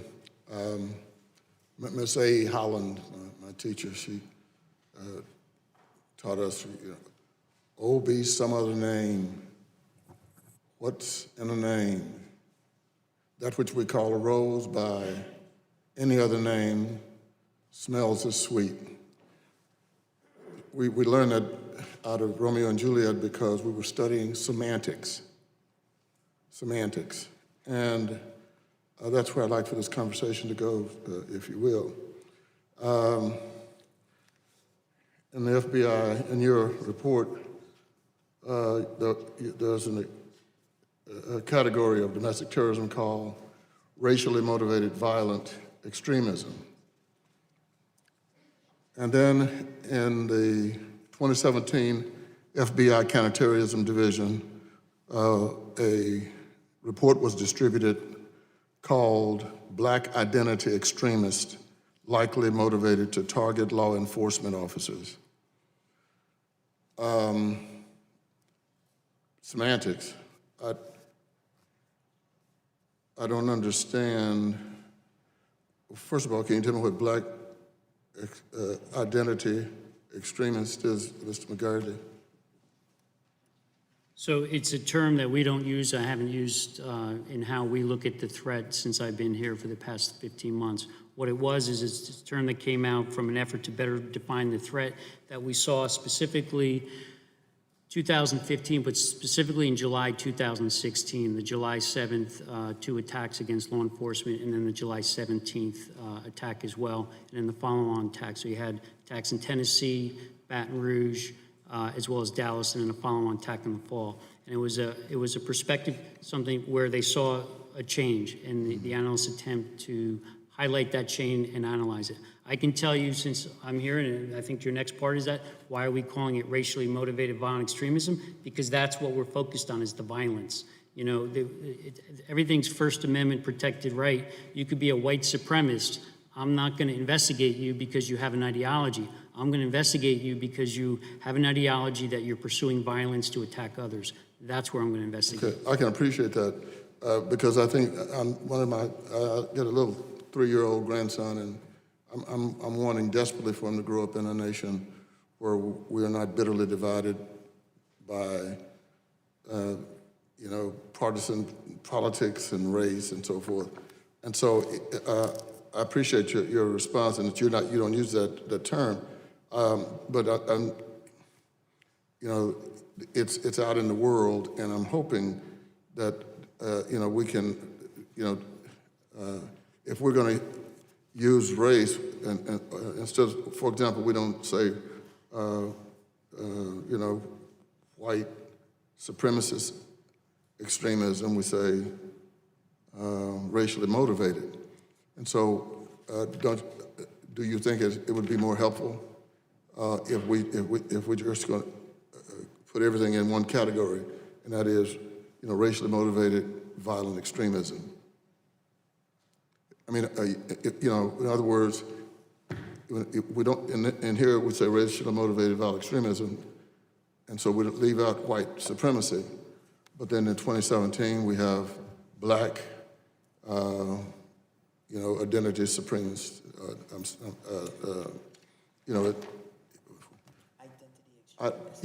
identity extremists. I don't understand why we're separating it. So right now, I can tell you the way we're set up, the way we look at it, racially motivated violent extremism, and that's a term that when we were doing... No, you said racially motivated violent extremism. I'm talking about, you said the 2017, it says black identity. That was a report that was done, as I said, based upon the acts in 2016 to analyze a set of circumstances and events. I can tell you we don't use that term since I've been here, and we use the term racially motivated violent extremism. Which would include everything. Well, it includes everything, but it allows us also to track if there is a ideology where someone is looking to push forward the supremacy of the white race, or if someone has a perceived injustice because of something to use violence. So if we need to track numbers, we can do that because we do need to understand the threat. Mm-hmm. But what I need to do is I need to train my task force officers, my analysts, my agents, that it's the violence we're focused on. And it's the violence, it's not the ideology. The ideology will likely get you to the violence and the hate, but we need to focus on the violence, and that's why we use the term we use now. And we've been using it for 15 months. I've had a conversation with members of Noble on the Black Law Enforcement Executive Committee. We've reached out, obviously, to the Black Congressional Caucus, offering to speak to them. And we've also had one of our senior executives in charge of domestic terrorism speak at the Noble Conference. Thank you, Mr. Chairman. Thank you very much. Chair, I recognize the gentleman from Pennsylvania, Mr. Joyce. Thank you, Mr. Chairman, and thank you, Ranking Member Rogers. I'd like to thank the witnesses for being here today to continue this ongoing dialogue. Recently, members of this committee had the opportunity to hear representatives from social media. Their concerns were our concerns as well. Regarding this, what level of cooperation do you receive from the major social media companies when they identify threats or acts of violence that are on their platforms that are being actively discussed? Do they proactively share this information with you, and what steps do you then take? Mr. McGarity, I'll ask you to address first, please. I can't speak to every company, but certainly many of the major companies do give us leads, tips, when they see something. Now, when we get that information, that doesn't mean we can do something if it's strictly First Amendment activity. But we can run checks, we might be able to take an assessment and predicate a full investigation or a preliminary investigation.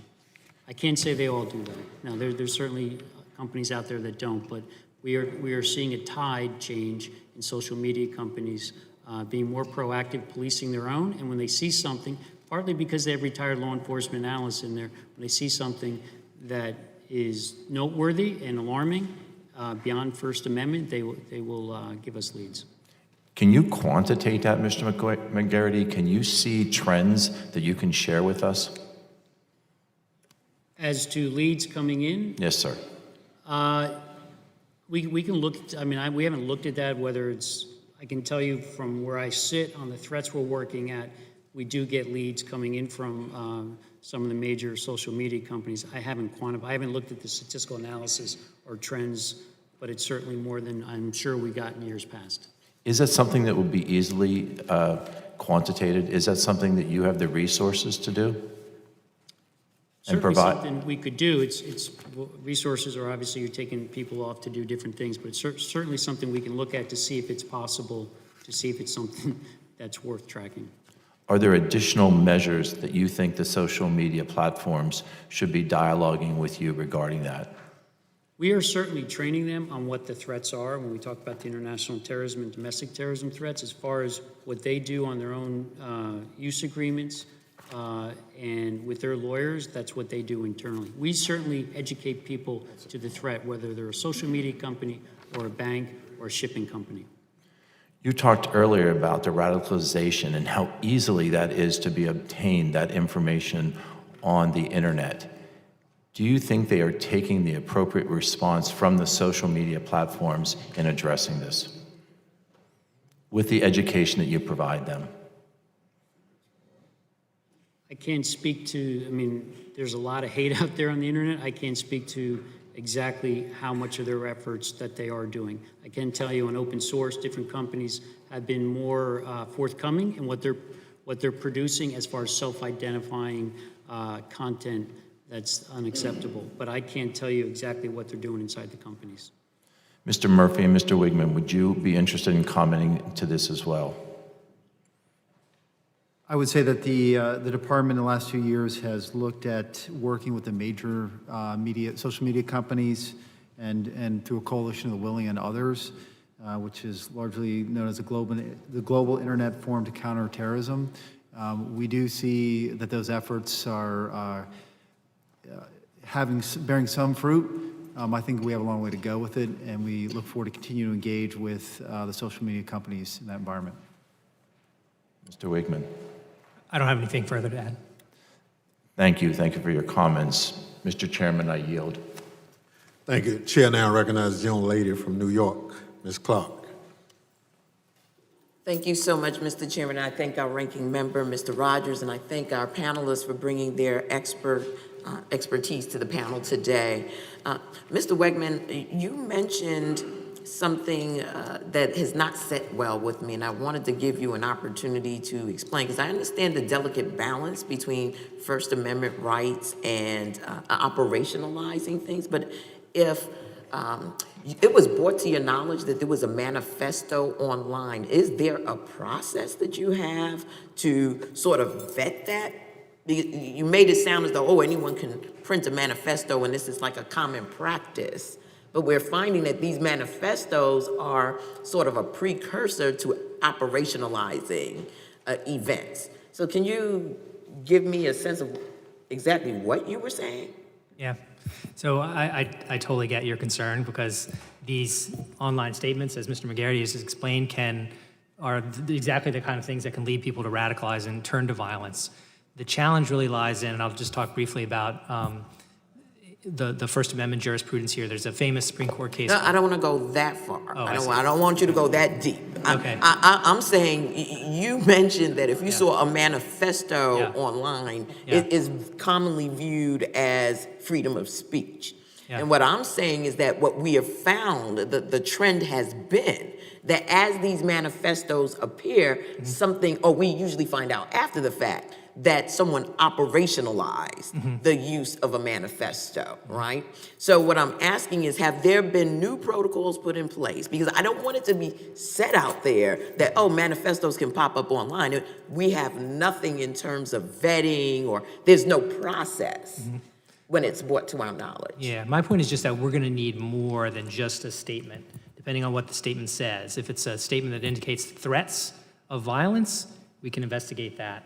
If we have additional information about the individual, he has this manifesto, but we know the person's out buying a gun, or we have a source inside that says this person we think is turning to violence. So there is a process. So there is a process that Okay. the FBI is doing in any individual case to evaluate, do we have that enough evidence to predicate an investigation and open it? And we are pushing up against that line, in other words, in every case, to say, okay, do we have enough? Do It's we not have as though enough? the FBI hasn't done it before, so. That's right. So they're going to be looking in those cases to see whether they have enough information and material to consistent with the policy of not investigating. Why don't I switch over to Mr. McGarrett, because we don't have a whole lot of time, and sort of get your take on I think if that. you look at some of the manifestos that we've seen more recently in the last year, a lot of those manifestos will actually have the intent to violence in there as well. So when we get that, that's a clue, that's a lead that we can look at and start. It's still going to come in as under a guardian to look at. There's very few things we can do, but as we build upon that and certain predications are met, we can then likely take it into. Because I want to just sort of do a comparison between when you find that type of, or you're giving that type of intelligence from an international perspective. Your job then is to mobilize, to disrupt any act of violence that that you believe can be operationalized from that type of chatter, that type of material. Is that the same type of sort of intelligence that you use when one comes across these types of materials? So if I'm looking at a threat, whether it's IT, international terrorism, or domestic, I'm looking at that threat the same way to stop it, right? But the difference on the international terrorism side is the foreign terrorism organizations, those that are designated foreign terrorist organizations, whether it's Al-Qaeda or ISIS.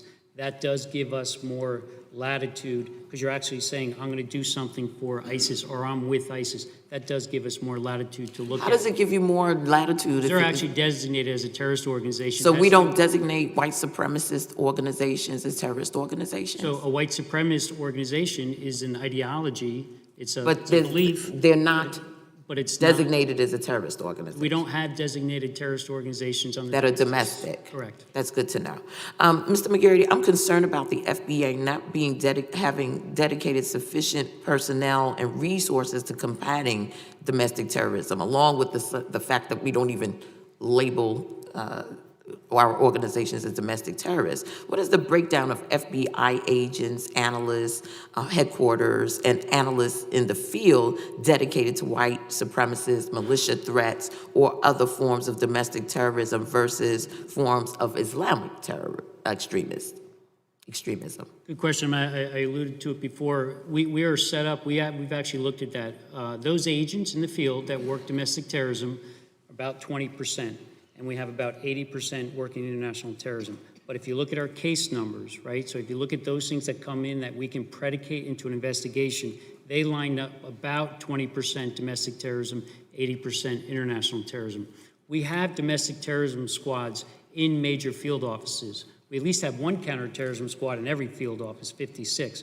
We have single domestic terrorism squads in the larger ones. But if you're working in a rural area, say you're in an area with 5 agents in that area, covering that area, and that threat comes in, whether it's domestic terrorism, international terrorism, public corruption, or white collar, and that's a threat, that is taking the priority. So as much as we're set up that way with cases, we're certainly set up to deal with the threats as they come in. And at headquarters, We've done a realignment within the counterterrorism division. We've always had a domestic terrorism operations section for the last couple of years, but we are lined up as how we work at our human, our source, our collection, our analysis, and our ops is mirrors up between domestic terrorism operations section and our international terrorism operations section. The only difference is we also have another section that's overseas for those cases, investigations that take us extraterritorial. Very well. Yield back, Mr. Chairman. Thank you. Thank you. Chair now recognizes the gentleman from New York, Mr. Katko. Thank you, Mr. Chairman, and thank you for convening this hearing. It's very important that we give the domestic terrorism its due as a problem in this country that's escalating, and I'll get to more of that in a moment. I want to pause for a few seconds to thank someone from my office, Tim Wang, who is today's his last day, and since he's been with me, he spent every day working to help keep our country safe and keeping me ready for these hearings. So thank you, Tim, and good luck. Mr. McGarity, I want to talk to you briefly about, you said about 80% versus 20% international domestic split as far as resources and these investigations. Is that true for the JTTFs as well? Yeah, so the JTTFs are the components that work these cases in the field, so it would marry up. What it doesn't count is our task force officers assigned to both domestic terrorism and international. And I don't know the numbers on that, but I would assume that would line up pretty much the same as well. Okay. That's our field component. Very fine. Thank you very much. And Mr. Murphy, I want to talk to you a little bit more about the social media component. To me, one of the biggest problems we've had with domestic terrorism and the spread of international terrorism in the United States is the ability of the internet to unlock the latent tendencies of somewhat dormant people that are angry. They can scratch your itch by going to a certain site or talking to a certain person, and next thing you know, you go from someone with some feelings to someone with actions, and it's very, very hard to detect. I think social media companies need to be held accountable more and be more active. I know from what I've seen with cybersecurity issues, my chair, ranking member in cybersecurity, different performances based on companies. Some companies are much more diligent about it, and some people care a lot less about it. So is there anything we should or could be doing in Congress to hold those social media companies' feet to the fire more about being better stewards of what's being posted and how it's being posted? Sir, thank you for the question. So the department continues to work with the social media companies I had brought up before. The larger social media companies seem to be more engaged. I can't explain the exact reasons for that. I know we will... Self-preservation probably, but that's okay. I mean, that's whatever the motivation is. It's good that they're engaged. Some just aren't, though, you know? We will look to continue to expand those relationships to include all social media companies if possible, and working with our partners here to educate those social media companies about the threats. And then what they do with that information, as my colleague said, it does vary from social media company to social media company. Okay, thank you. And I'm going to switch gears one more time, and that is with, if you see something, say something campaigns throughout the country. An outgrowth of that is something I've pushed very hard for is red flag bills. That my bill has due process considerations in it to keep firearms out of the hands of people that are about to go into a school and do a shooting, and try and find those needles in the haystacks, listen to the concerns, listen to the warnings, and then try and act upon them before they actually happen. Is a red flag concept something that might be advisable in the domestic terrorism realm? Red flag as to training people to understand what the indicators are? Right, but also intervening with these people before they act. If they're exhibiting sufficient signs of about ready to commit acts of violence, or that they have mental health issues and they're talking about this and engage in this extreme language, they're exhibiting signs that they might be ready to pop off. Is there something we can do to intervene with them and perhaps get the firearms out of their hands before they actually act? So certainly that's a possibility. What we want to do is we want to train people to see what those indicators are. So like NCTC, the FBI, and DHS put out the indicators to mobilization of violence. It's a couple of years old, but it's specific to the homegrown violent extremist threat, which mirrors the domestic terrorism threat as to these lone offenders, once they have access to a firearm, can do an attack. So what we want our schools, our teachers, our communities to know that The bystander effect that we talk about many times, when you look back, and we've studied this on the homegrown violent extremist side and the attacker side, you look back, there's at least one person who sees that radicalization change, who sees that mobilization, likely one indicator or grievance that does Like it. San Bernardino, for Yes, example. we want to get that. So this is, I mean, this is what's out there. We throw that out to state locals as well as schools. But that's what we want to do, is get them to know what those indicators are and what behavior changes could be there. If someone, I'm all for it. If someone can get to someone before I see them and stop something, that's great. Or get the information to you so you can do it. Absolutely. Yeah, and that, I will tell you, if you look at our tips that come in, obviously 50% come from state, local, or public tips. So when I look at a state or local tip through the Joint Terrorism Task Force, many of those secondarily, collaterally, are from the local community. We've seen an increase in community tips coming in. That's a good news story from years of see something, say something, but it's also getting it out that there's likely one person who saw this or saw the change. Thank you very much. I yield back, Mr. Chairman. Thank you. Thank you. The chair now recognizes the gentlelady from New York, Ms. Rice. Thank you, Mr. Chairman and Mr. Ranking Member. And I would just like to start by saying that I would ask every one of my colleagues on this committee to take the bold step, and I hope our other colleagues from both sides of the aisle will join us, in being willing to be courageous enough to condemn any kind of incendiary rhetoric coming from either side of the aisle. That's what the public expects, and yet what we do time and time again is R's pick on D's and D's pick on R's. And they make a distinction where there is no difference. And I think that in the positions that we are in, we owe it to the public to be courageous enough to stand up and say, yes, you are from my party, but what you said is wrong.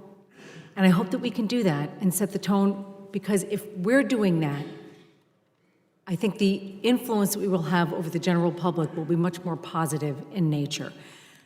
On April, and this question is to everyone on the panel, on April 16th, a militia group called United Constitutional Patriots was videotaped on the southern border holding migrants in their custody at gunpoint. These men were shown wearing military-style uniforms, surrounding migrants with rifles and issuing commands to stop or sit. Needless to say, this is extremely disturbing. Private citizens acting in the role of law enforcement. Shortly afterward, the leader of the group was arrested by the FBI for illegal firearms possession. We know that unauthorized militias pose a problem to law enforcement across the country, and the militia movement has resurged in the past decade. Recently, in separate incidents in Nevada in 2014 and Oregon in 2015, 2016, Cliven Bundy and his sons, I guess that's how you say his first name, and his sons, Eamon and Ryan, engaged in large armed standoffs with federal law enforcement officials. In 2016, 3 white men, members of a militia called the Crusaders, were arrested for a plot to bomb an apartment complex in Garden City, Kansas that was home to many Somali immigrants. To the extent possible in a public setting, could all 3 of you summarize the current domestic terrorist threat posed by militias across the country and on the southern border specifically? What are your respective agencies doing to confront the threat posed by unauthorized armed militias? And I'll just stop there and ask all 3 of you to opine if you have anything to say. Sure, thank you, Representative. So certainly militia extremism, the focus on paramilitary training and acquisition of weapons, food supplies, and preparation for criminal confrontations with the government is concerning. Again, though, we have the First Amendment, so if it's a militia that's training, but there's no direction towards violence, we are prohibited from looking at that.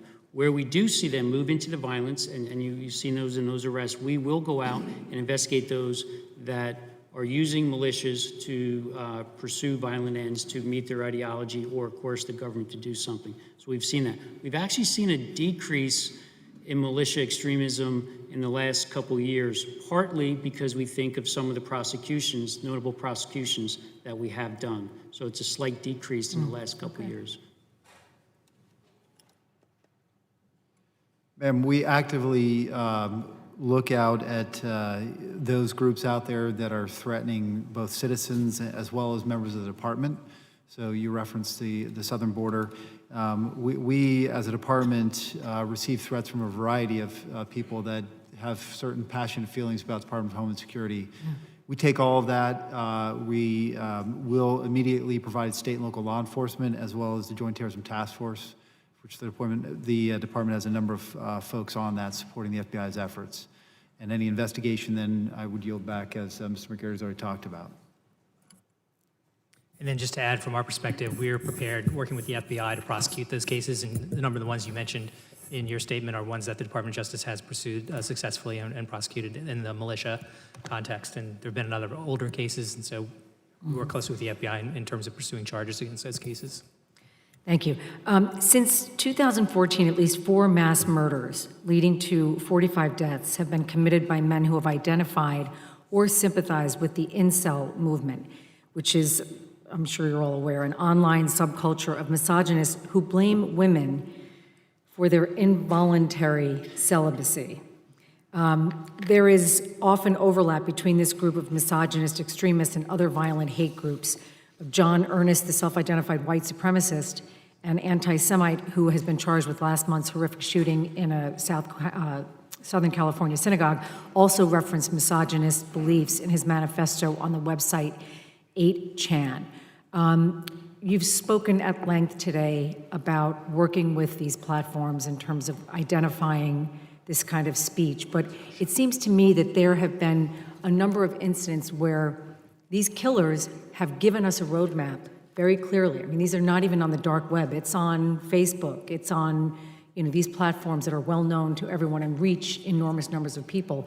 And I just think that we have to figure out a way to hold them accountable and work more closely with them, because we're getting the big red flag waving and we're not able to act on that information in a timely fashion. So I'm encouraged about the work that you're doing with a lot of these, social media platforms, but obviously we have to continue to do more. Thank you all very much, and I yield back, Mr. Chairman. Thank you, and I'd like to just comment that the ranking member and of the subcommittee and the ranking member of the full committee, along with a number of us, are concerned about the very same thing. And we've tried to engage the social media companies to talk to us on what they're doing, best practices, other things, but some have, some haven't. But there are some challenges that we'll have to overcome, and we look forward to. Mr. Chairman, just briefly, if I may, I would strongly encourage a committee to have another hearing on this and dig deeper into this area, because I think they need to get a kick in the butt to understand how serious this is. Yeah, I can assure you it's on the way. Chair now recognizes the gentleman from Texas, Mr. Crenshaw. Thank you, Mr. Chairman. Thank you for holding this hearing. Thank you all for being here. This is a very important subject.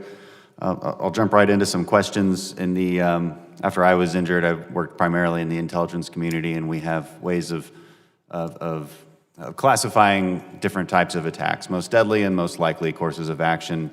Could Mr. McGarity and Mr. Murphy briefly comment on what you believe to be the most deadly courses of action or possible domestic terror attacks, as well as the most likely?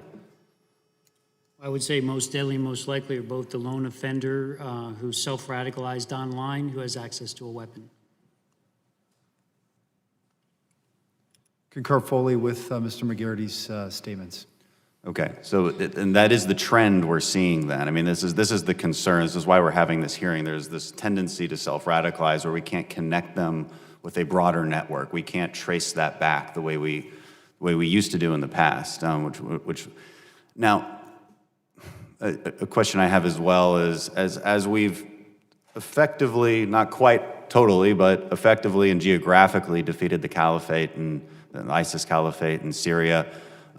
Prior to this, we were seeing quite a few of these self-radicalized attacks because of their ability to radicalize people internally. Have we seen a downward trend in that specifically from ISIS in recent past because of military efforts abroad, or has it remained the same? Can we track those things?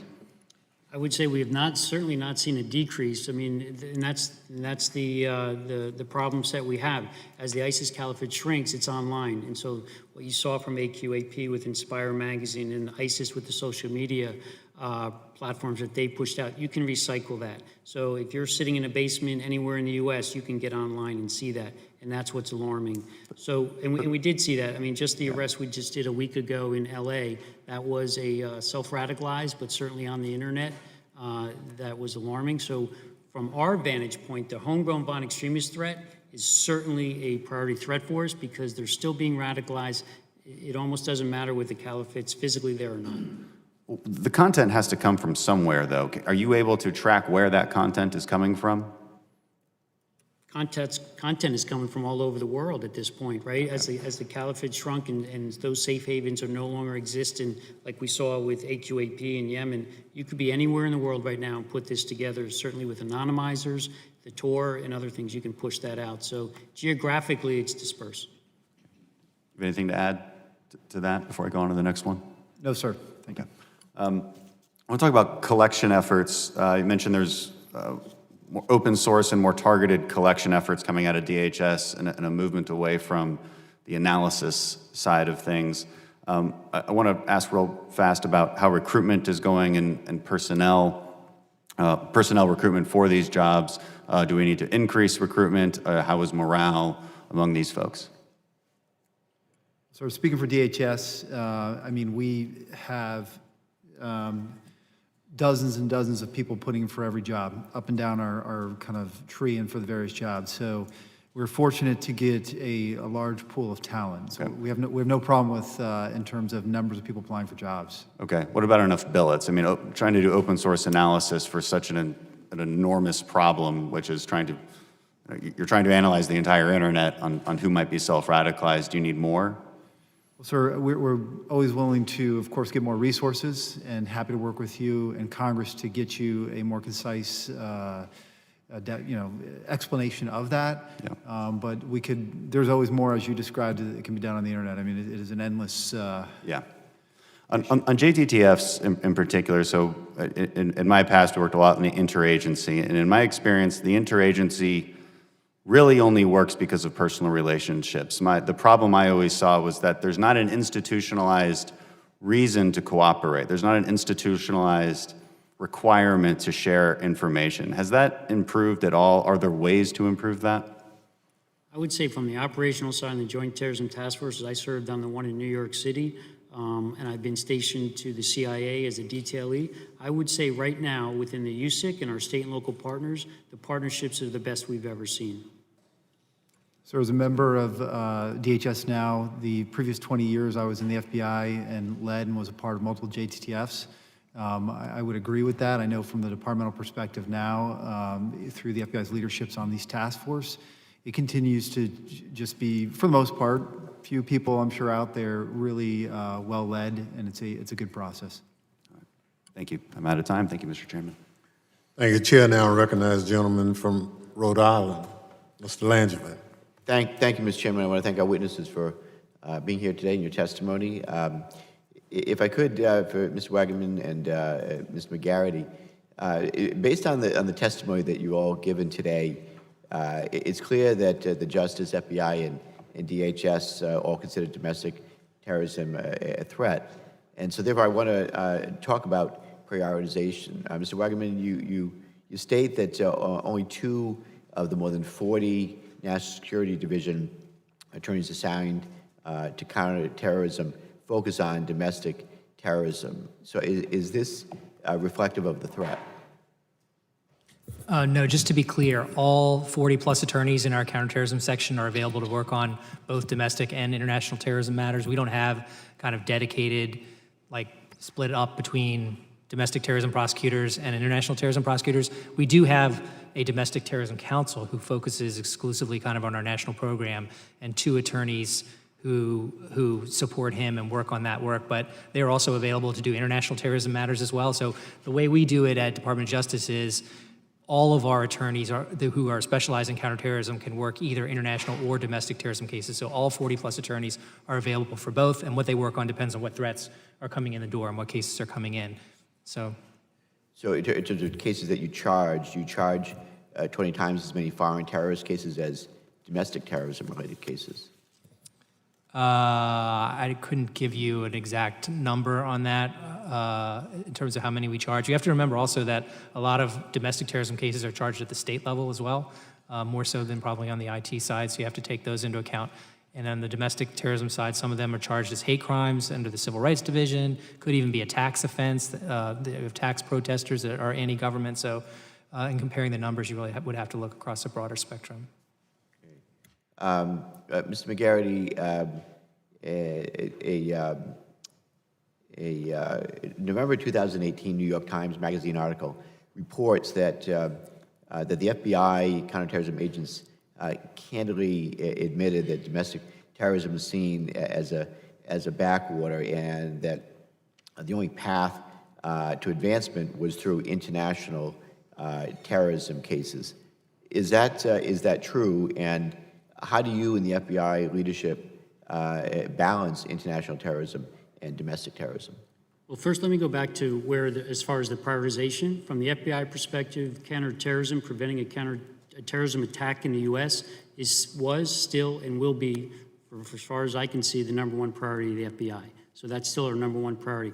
We don't differentiate between a domestic terrorism attack we're trying to stop or an international terrorism attack. It's a terrorism attack we're looking to stop. So as far as our priorities, it's our #1 priority in the FBI. As far as domestic terrorism being sleepy, I don't know who the source of that article was. I can tell you the passion in the way we run our day from early in the morning till late at night through phone calls at night. No one asks whether it's domestic terrorism or international terrorism. When the threat comes in, we work the threat. I would also argue that if you look at our leaders, a good example, former Deputy Director of the FBI, Mark Giuliano, actually came in and was the Domestic Terrorism Operations Section Chief. He was in charge of domestic terrorism operations, moved into my position as the Assistant Director of Counterterrorism, moved into the Executive Assistant Director of the National Security Branch until he became the Deputy Director of the FBI. So I would argue whoever made that comment, maybe that was the case years ago. I can tell you it's certainly not the case now in this FBI right now, and certainly not in the case in the Counterterrorism Division. Okay. Thank you for clarifying. Mr. McGarity, in your testimony, you referenced the fact that firearms remain a weapon of choice for domestic terrorists. Like many of my colleagues here, I believe that we need to do more for gun violence prevention. However, I'm also worried about the emerging avenues of attack, such as through the use of cyber tools. Does the FBI currently evaluate domestic terrorist cyber threat actors through its responsibilities under PPD 14? And how are terrorist capabilities to conduct disruptive or destructive cyber incidents evolving? So within the FBI, we certainly have a counterterrorism division and a cyber division. I will tell you, though, most criminal violations the FBI work have some form of cyber to it, right? I mean, that's just the way we are working now. As far as a threat, I have not seen domestic terrorism using cyber per se to do an attack, but certainly if we saw it, we'd be working it like any other threat, and we'd certainly be leveraging the expertise of our cyber division. Very good. See, my time's expired. Thank you for your testimony, and Mr. Chairman, thanks for holding this hearing. I yield back. Thank you. Chair now recognizes the gentleman from Texas, Mr. McCall. Thank you, Mr. Chairman. Thank the witnesses. I am chairing this committee for 6 years. We saw this come up multiple times. One time in my hometown of Austin, Texas, the Austin bomber. And when asked, is this an act of terrorism, it's of course it is. And it was random, and I want to commend the FBI for the great work y'all did in bringing that chapter to a close and saving lives. It was a great joint effort on the JTTF and with Austin Police. But as that unfolded, we looked at the issue of domestic terrorism, and I know as a former federal prosecutor, there's a definition, and cases can be opened as domestic terrorism cases, but there's no charge of domestic terrorism. There's international terrorism, and we see that many times in the cases we prosecuted against ISIS and Al-Qaeda and other extremist groups, but there is no charge for domestic terrorism. I think that's kind of getting to the heart of this hearing.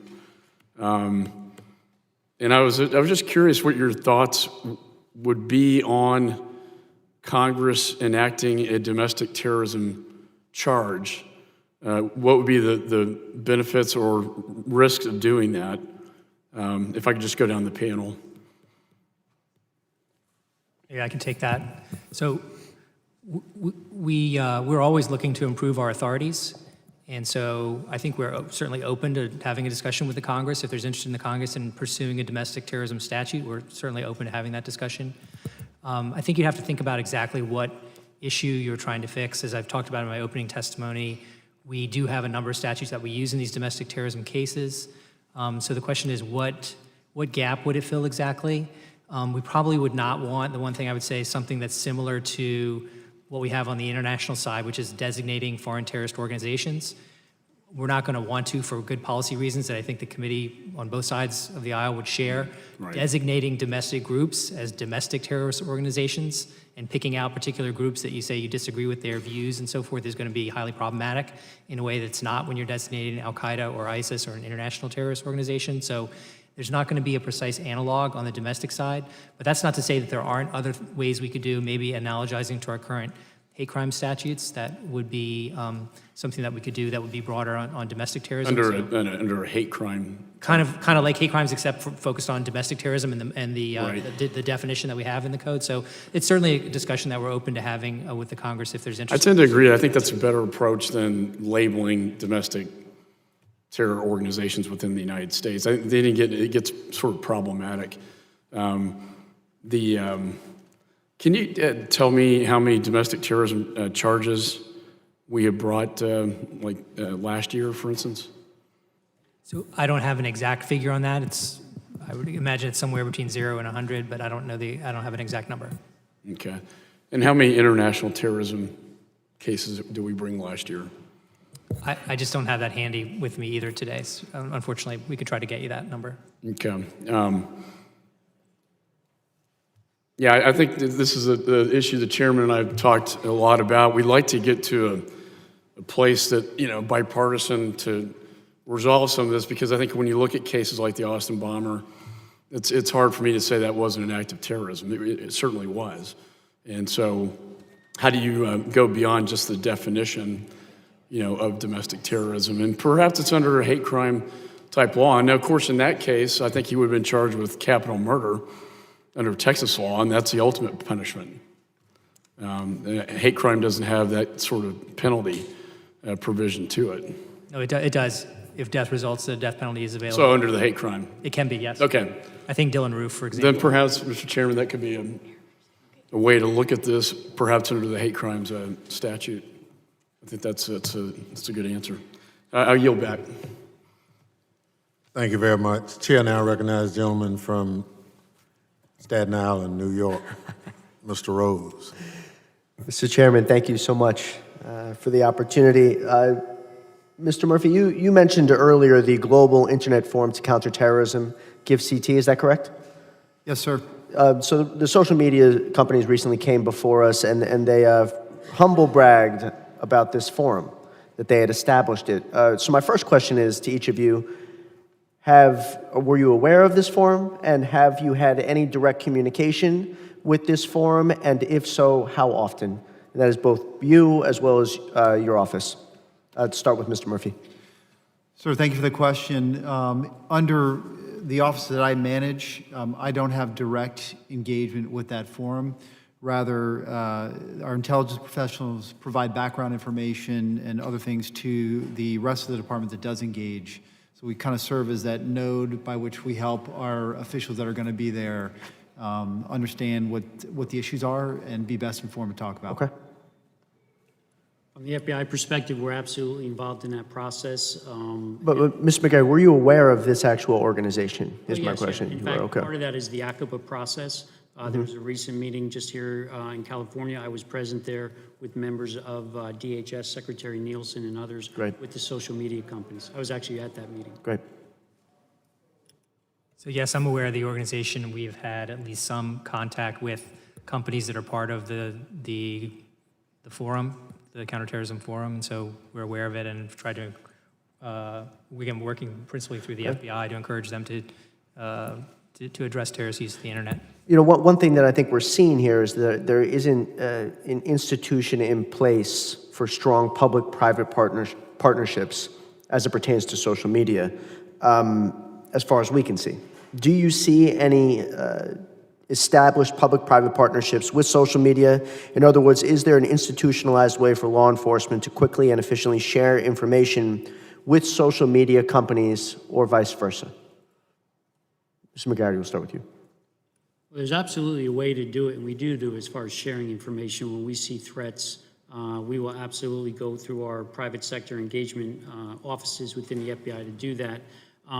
Specifically with the ACOBA process and give what the social media companies are wrestling with are different countries. So you have Europol, who's looking to put forth legislation from a European Union mindset. You have the U.S. and the First Amendment, and you have other countries. So they are trying to wrestle different terms of service in different parts of the world and what that means. As they go through that. But we certainly, when we see something, we have within the Counterterrorism Division, we stood up an entire section we call strategic partnerships. That's to work with the banks, to work with the shippers, and to work with the social media companies. Okay. Does anyone else have anything to add on that? I would just say from under my office, as well as my knowledge of the process, we have a similar effort that we work in tandem with our partners here in terms of outreach. We work every day to try to educate them on the threats and make sure that they have the information they need to make their private company decisions off of that. Okay. Let's talk about HN. Is anyone aware of any direct outreach or communication with the owners of HN or the administrators? Have they contacted you? Mr. McGarity, we'll start with you. I'm not aware of specific contact between the FBI and HN, but I can follow up and see. I'm sure. Yeah, I mean, I'm especially concerned about this because all of this is based off relationships. We know that much of this is happening on HN, and if we have not had any direct contact with the administrators of HN, then I'm not sure what protocols we have in place to make sure that materials are taken off HN as quickly as possible. Well, so certainly, First Amendment, we are prohibited from reviewing, looking at First Amendment activity. So if it's speech, if it's ideology, and it might be alarming as it is, we are prohibited from that. But our contact with HN on an operational side, if we are seeking something through judicial process or legal authority, I can get back to you on how much interaction there's been. That'd be great, thank you. Mr. Murphy, do you have anything to add? Sir, I'm not aware of, I'll have to get back to you to determine whether there's been contact or not. Thank you. And lastly, ghost guns. None of you mentioned it directly in your testimonies. Is there anything you'd like to note particularly about ghost guns? Do you view this as a threat for the future? Mr. McGarity. Ghost guns are certainly something we've briefed up within the Counterterrorism Division as well as the Criminal Division within the FBI. Is something that's concerning that you could have a weapon out there that's not traceable. Absolutely. Right. I would say from the department's perspective, we are tracking it, and we have concerns about it, both from an infrastructure protection side, and the department is continually trying to refine its efforts to stay abreast of technology so that we don't have an adversary's ability to get whatever it's a ghost gun or whatever the weaponry is into infrastructure. Fantastic. Mr. Rogman, is there anything else? All right. Mr. Chairman. Thank you very much. Chair recognizes the gentlelady from Nevada, Ms. Titus. Thank you very much, Mr. Chairman. When you're just about the end of the line, you get to hear everybody ask your questions, but I made a few points I want to go back over, if you don't mind. I've heard repeatedly that this is a collaborative effort, and I know that's the case with federal agencies, local law enforcement. I visited the Fusion Center in Las Vegas. It's so good not only at trying to prevent incidences, but reacting to instances like the shooting that occurred in my district, so I appreciate that. I also heard you talking about collaborating with the private sector. I would say that nobody does security in terms of expertise and technology better than the people in my district. The eye in the sky sees just about everything that goes on there. So I would encourage you to work with them as well, and I suspect you probably do. Going back to Mr. Katko's comments about say something, see something, say something. I know when that first came out, there was a lot of emphasis on it, a lot of excitement about it, but you admitted that that book was out of date, and we haven't seen much about it recently. I think we need maybe revisit that. I heard about a test not long ago where in Israel, they put a backpack under a seat in an airport, and within 2 minutes somebody had seen it and reported it. They did the same thing under a seat in an airport in the US, and within 2 minutes somebody had seen it and stolen it. So that's kind of what we're up against. So maybe we need a little more emphasis in this. One other thing was mentioned about the militia. I've heard the term sovereign citizens. They're anti-government. In fact, our Attorney General, Aaron Ford, said that they are probably the largest threat, domestic violence threat in Nevada. And in my district alone, in Clark County, there are 500 identified people who belong to this kind of movement. I just wondered if you would address them, or is it the same as militia, or do you deal with them a little differently? One other thing is, I haven't heard mentioned animal cruelty. So often when you track people who have aberrant behavior and you see them on the internet, you see some evidence of real animal cruelty in their past. Do you have any way of overlaying this kind of information as you look for those red flags that have been mentioned?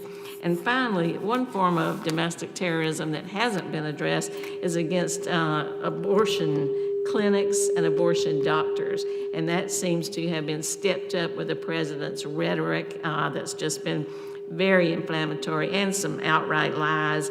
But a recent report said that providers had experienced 823 acts of trespassing, 1,700 acts of obstruction, 62 death threats, and 104 clinic blockades. Maybe you could address what y'all are doing in that area as well. Thank you. So I think I can certainly start. So obviously, sovereign citizens, environmental rights, as well as animal right type cases, those extremist cases in that category, as well as abortion rights, extremists, they are categories for us in our how we look at domestic terrorism. So to have that category, we absolutely are working those type cases. As far as the sovereign citizen extremist cases, obviously the harassment and targeting of law enforcement, government personnel is of concern. We do see those cases. We have a fair amount of those cases. When you look at the 850 total, a fair amount of them are sovereign citizen cases, and those are cases that certainly by differentiating themselves from the U.S. government, not abiding to the laws, certainly could become violent when confronted with law enforcement, whether it's serving a subpoena, a lien, or any judicial process. So certainly of concern, and certainly from the numbers, certainly something we're looking at. As far as animal rights, environmental rights, extremists, certainly less on that. That threat has gone down in the sense of what we saw in years past. As far as organized groups doing things, we don't see as much from some of those groups you would think about from 15, 20 years ago, but from our sense, still a priority. In fact, we just did a transfer of custody from an environmental rights subject who's been on the lam for over 15, I think almost 20 years.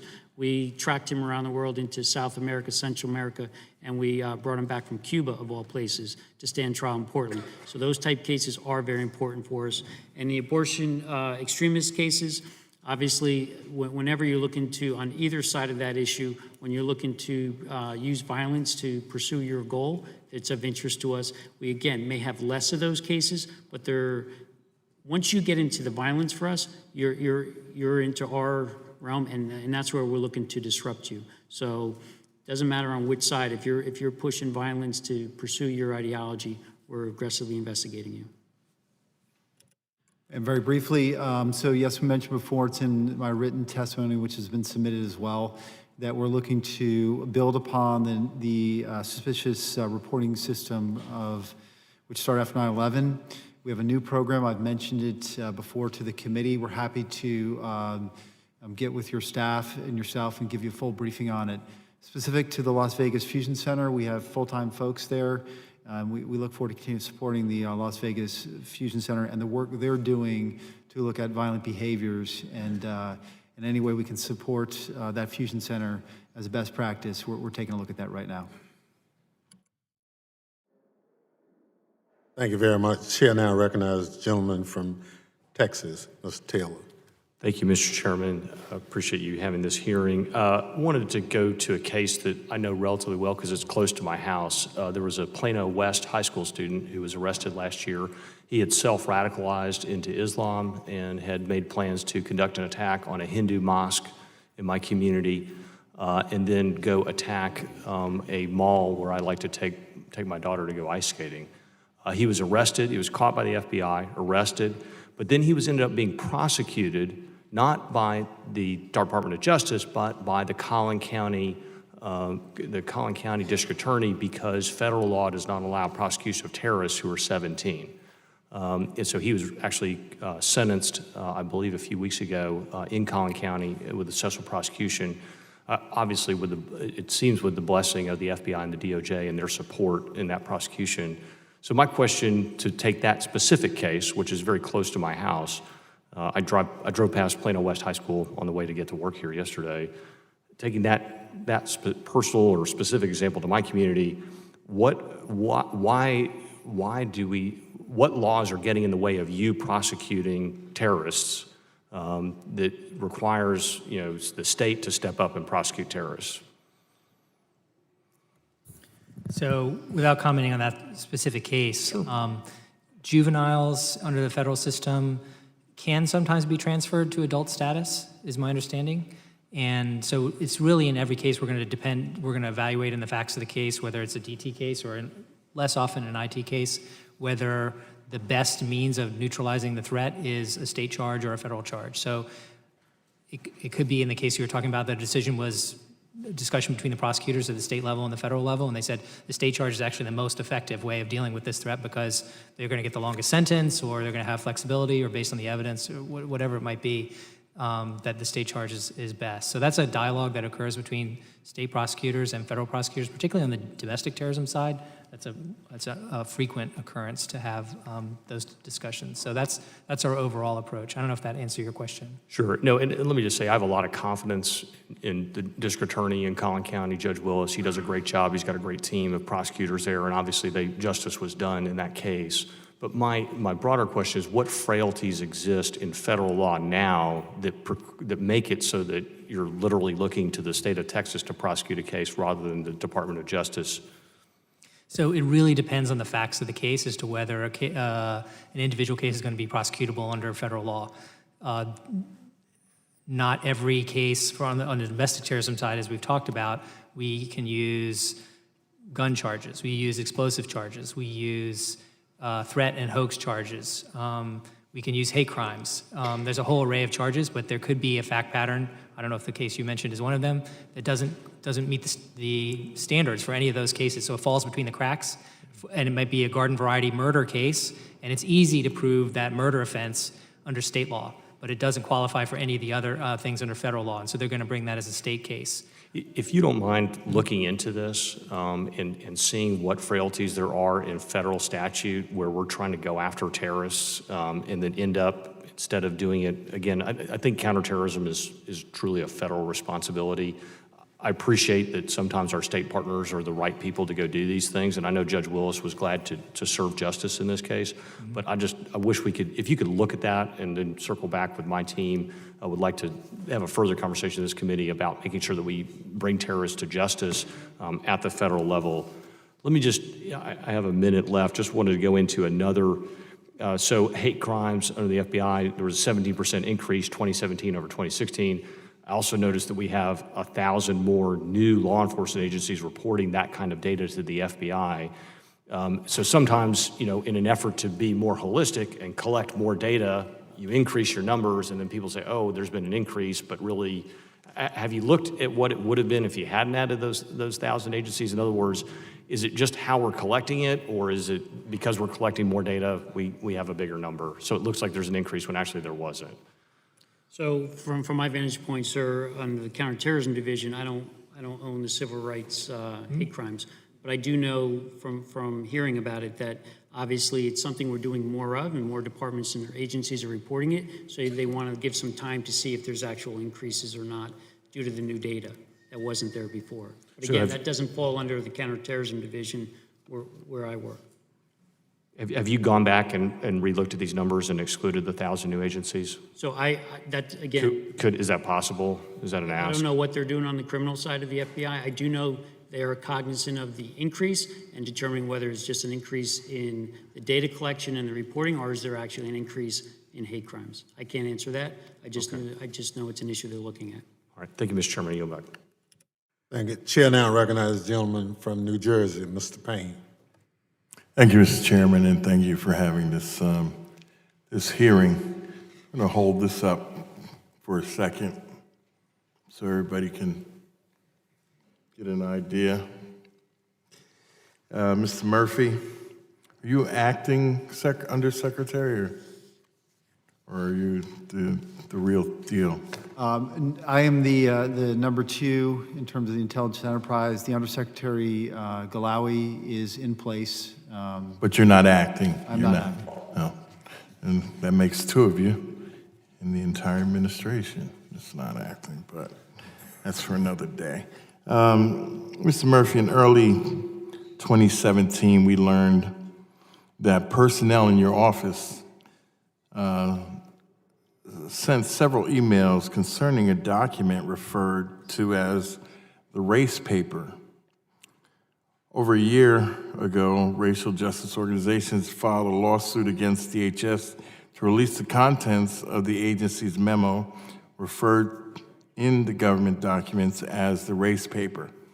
Thus far, only a completely redacted memo, which I just held up, of 9 pages has been released. Understandably, we're concerned that the DHS has a document which we have not seen, called the race paper. Can you please describe the content of the race paper and to the extent possible? Sir, thank you for the question. I am aware of the paper that you are talking about, and we follow the Freedom of Information Act to the letter. So everything we provide goes through our Privacy and Civil Liberties Office for release. With respects to, I think the paper you're holding up, I will say that it was a draft of a paper was done by a very junior individual within our organization. The folks in the chain reviewed the paper, rightfully decided did not meet the parameters for publication, and the project was terminated. That paper, along with a lot of other drafts that our analysts review and try to bring out, they go through a very rigorous process before we hit send on that product and put our seal on it. I would note that within the... Well, who requested the draft? I'm sorry, sir? How does the draft get created?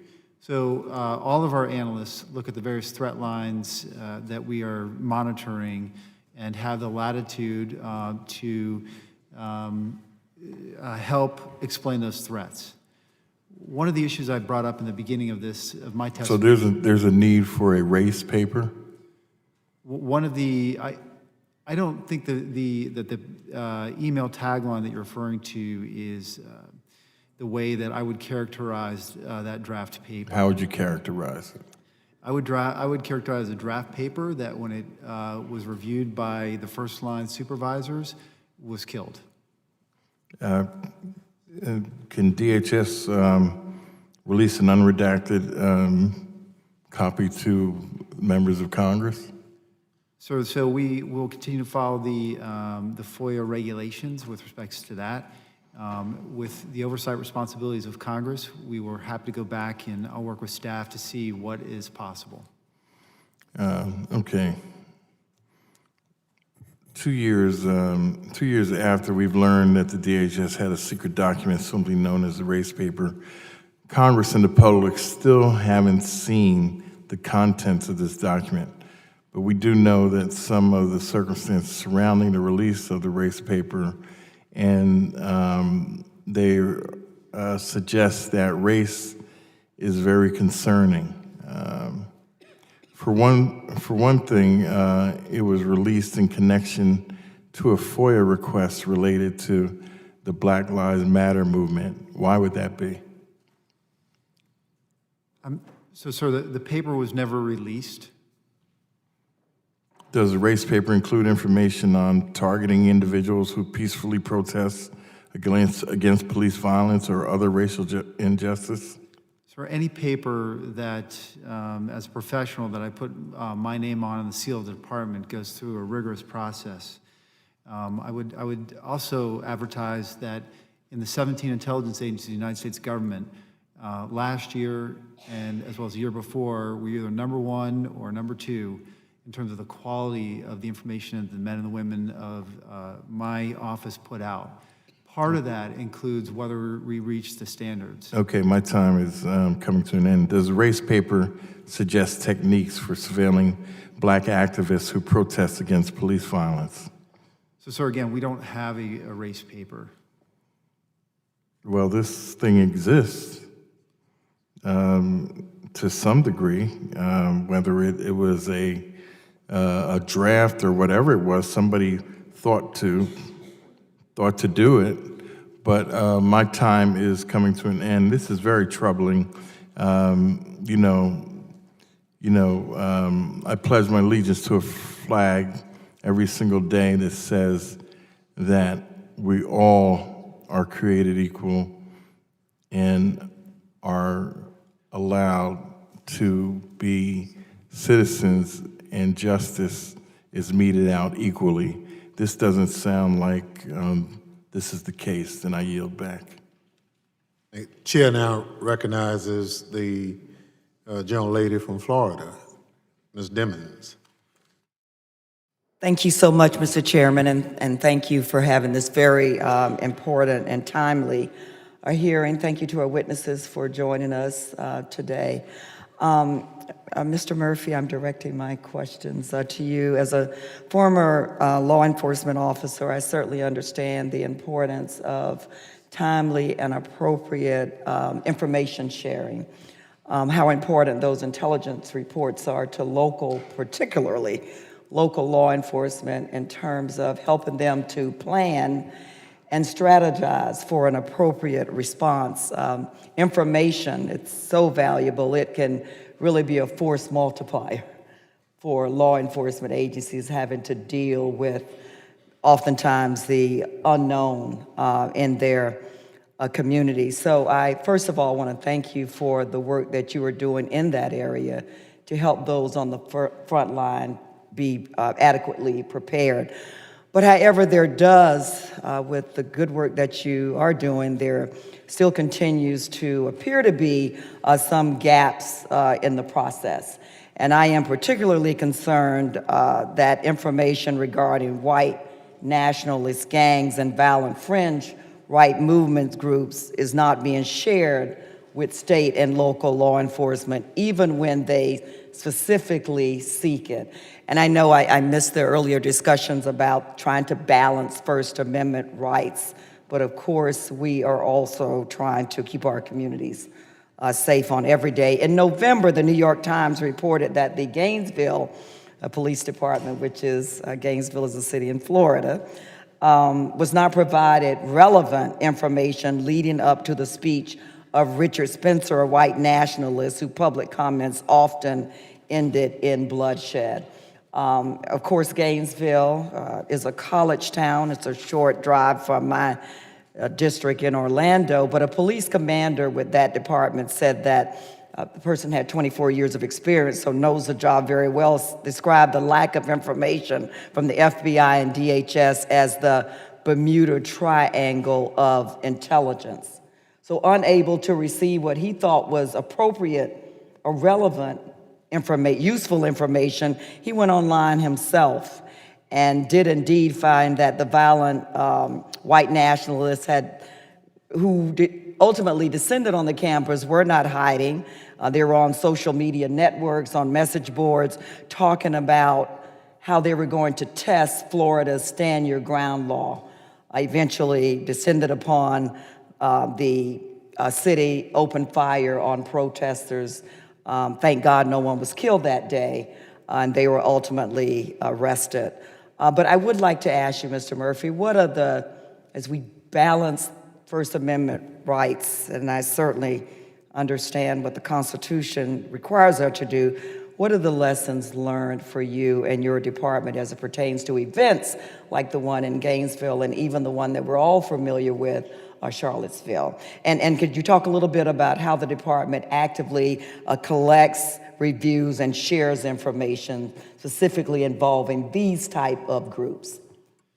Yes, ma'am. Thank you for the questions. So in my written statements and some of the charts I provided, we basically, one of the many things we do is run what's called the Homeland Security Network, or HIS and Intel, and we have posted approximately 40,000 products on that site. They're not just DHS products, they're state and local products. They are also the products of virtually every federal agency that does work in the domestic space, and we continually improve that site.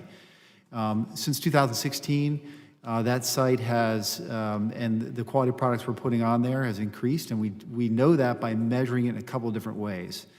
One is the metrics is that we've increased the volume by approximately 64%. We also look at how often and what actual products are reviewed. And so we've seen approximately 325% increase in the number of views. And then we ask for metrics back from, and qualitative and quantitative responses from our colleagues, which is exclusively state and local law enforcement, is do these products matter? And we see the products get upwards of about a 90% approval rating. All that said, that's just one technical fix. We're also mindful that we have to continually advertise that this exists to state and local colleagues. As people change, they're coming out, they're busy. We want to make sure it's as user-friendly, and we provide it as often as we can.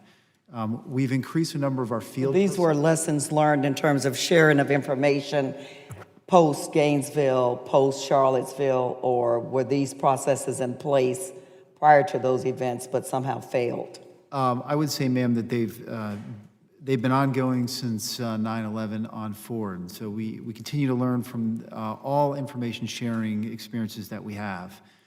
We've increased the number of personnel that we're deploying to the field since 2016. Again, they're not in response to specifically to the two incidences that you described, but we certainly understand the importance of deploying our personnel so they have that firsthand experience in exposing and hearing back from our state and local colleagues what they need. In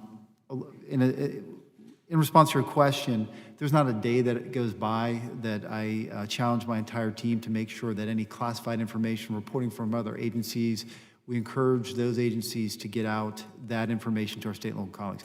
We don't get pushback. I think it's just awareness, in my experience, with the interagency writ large. The last thing I'll just say to this is it's a continuing effort that we need to make. And we strive every day to push that along. We engage in virtually every state and local organizational meeting that's out there. We look forward to continue those. I know most of the leadership on a first name basis. And I will continue to try to make myself, and I know my boss, the Undersecretary, and our staff enjoys those experiences, and we learn quite a bit how we can help out our state and local colleagues. Thank you. Thank you, Mr. Chairman. Thank you. Chair now recognizes the gentleman from California, Mr. Correa. Thank you, Mr. Chairman. I want to thank you very much for having this most important hearing. As you know, the increase in domestic terrorism is alarming. Last year, I called for a hearing immediately after the Charlottesville and Pittsburgh domestic terrorism acts. None were held, and that's why I thank you for doing this today. Gentlemen, this last week, I was back home and I held private town halls with the Jewish community and the Muslim communities in my district. Since Poway was right down the street from us, so to speak, these issues hit home for all of us. Speaking to my local school district, constituents that lived around my local high school that I attended, a lot of constituents are upset because the high school is building a fence around the school that makes it look like a prison. When I talked to the administrators, they said, Lou, this is about safety. Not only are we putting in a fence around most of our schools, we're also putting in hundreds of cameras, all of our schools. We've gotten to a bad situation in society where our fear for domestic terrorism, people that may live in our own communities, we're afraid of. And the biggest challenge is going after the lone wolves, the folks that you just can't figure out what triggers that act of hate that leads to deaths. And of course, my prayers go out to the families in Colorado that suffered in the last few hours. My question to you, gentlemen, is how are we working with the locals? In Orange County, Sheriff Barnes has a fusion center. Always says, we're doing some great job, Lou, but we need more resources. We need more resources to track the lone wolves. What is it that we can do? What is it that we need to do to go after these domestic terrorists? Because I get a sense from everything that I hear that we're very focused on foreign terrorists and that our resources are going there. But yet when you look at the carnage in our society today, it's the domestics that are really hurting us. Those domestic terrorists are the ones that are changing our lives, how we act, how we behave, and how we invest our resources. My school district, instead of going for books and teaching, a big chunk of that money is now going to building fences, putting in cameras, and try to figure out where to put those security guards. Give me your thoughts. How do we harden our society? How do we go after these lone wolves? So, I think you characterized the threat that in the state that we're in. I will tell you, on the domestic terrorism side, we arrest more people per year in at least the last 2 years that I've looked back than international terrorism. More people arrested that are domestic terrorism subjects than international terrorism subjects. But are we putting enough resources domestically, or are most of our resources still going to the foreign terrorism? No, I mean, if you look at our case numbers, and our case numbers rely on tips from the community, our law enforcement partners, our analysis from within to see if someone is talking to someone, all those things. 50% come from the community, state, or local, as far as our injects to. So does our investment, our expenditure reflect that? You talk about cases, you talk about arrests, how about dollars spent? Are we spending enough on local? I don't split the difference between international terrorism and domestic terrorism when we have agents in the field working their cases. There might be a budget line item somewhere within our books back here for travel and stuff, but it's the same. It's agents going. I'm glad to hear that you're not splitting it based on that, but clearly there's got to be a focus on where the danger is coming from. Well, I think you said it. The lone actor is the problem set that we're dealing with. Insular in nature, non-conspiratorial, not necessarily being directed or engaging with others. So you have lone offenders, lone actors. Very hard to detect from a law enforcement perspective, whether you're state, local, or FBI. Certainly for the FBI, we rely on sources. We rely on working with our Joint Terrorism Task Force and our task force partners to do that. But we will, time and time again, we said it here before, see something, say something. It's likely an individual, maybe a family member, more specifically, a religious leader, a teacher, that will see a change in behavior, see a triggering event where they see an individual become radicalized quickly and mobilized to violence. We need that person to speak up and tell us. I'm out of time. One quick follow-up. Offline, I'd like to talk to you a little bit more about how we continue to refocus on those specific issues, work with our local fusion centers to make sure that we're able to track down some of those folks that may blow up in our society before they blow up. Mr. Chair, I yield. Thank you very much. And we join you in your interest in pursuing that too. Chair recognizes the gentlelady from Texas, Ms. Jackson Lee. Again, Mr. Chairman, let me thank you, along with the ranking member, for this important committee. If my recollection serves me well, under your leadership, certainly as ranking member and as members of this committee, we have championed or cried out for help and relief from the growing proliferation of domestic terrorism. It breaks my heart on the amazing silence that we've had to encounter and the loss of life. So let me first of all join Mr. Payne. I'd like to ask whoever has the document, the race paper, to release it in its entirety. I know that we do have the Black Identity Extremist Report. So let me pursue a line of question. I just need, and first of all, let me thank you, gentlemen, for your commitment to the safety and security of the American people. We always are proud of those who offer themselves to serve. Let me ask you the question of your knowledge of the importance of a bully pulpit, for good reasons. And you just have to, importance of a bully pulpit, Mr. Murphy, is it yes or no important on good comments that can be far-reaching? I believe so, yes, ma'am. Mr. McGarity? I don't think I understand the question. The use of the bully pulpit for a good reason, is that a positive thing? Yes, anyone advocating for something good, I would say is positive. And the next witness, Mr. Murphy? Wigman, I agree. Thank you. And I agree as well. So let me be very clear. The President of the United States has not done enough to deal with quashing the rising acceleration of domestic terrorism and hate in this country. He has a very important responsibility. He heads the government. He gives guidance to the Department of Justice under the Attorney General, and there has not been enough done. In fact, we see in the last decade, domestic terrorism become an increasing concern in the United States. In 2018, domestic extremists killed at least 50 people in the U.S., a sharp increase from 37 extremist-related murders in 2017. It goes on to show how many were in 2015 and 2016, 70 and 72. Right-wing terrorists between 2010 and 2017 committed a third of all acts of domestic terrorism in the U.S., 92 out of 263. The ACLU and the Southern Poverty Leadership Group has indicated that hate crimes have moved up exponentially. Now, let me correct the record. I understand that previously it was indicated that the individual who did the dastardly act in Baton Rouge was a Black identity extremist. I understand he was a separatist, but he's also a member of the sovereign nation. So the question is, are we still blaming and using the terminology Black identity extremist? Anybody has an answer for that?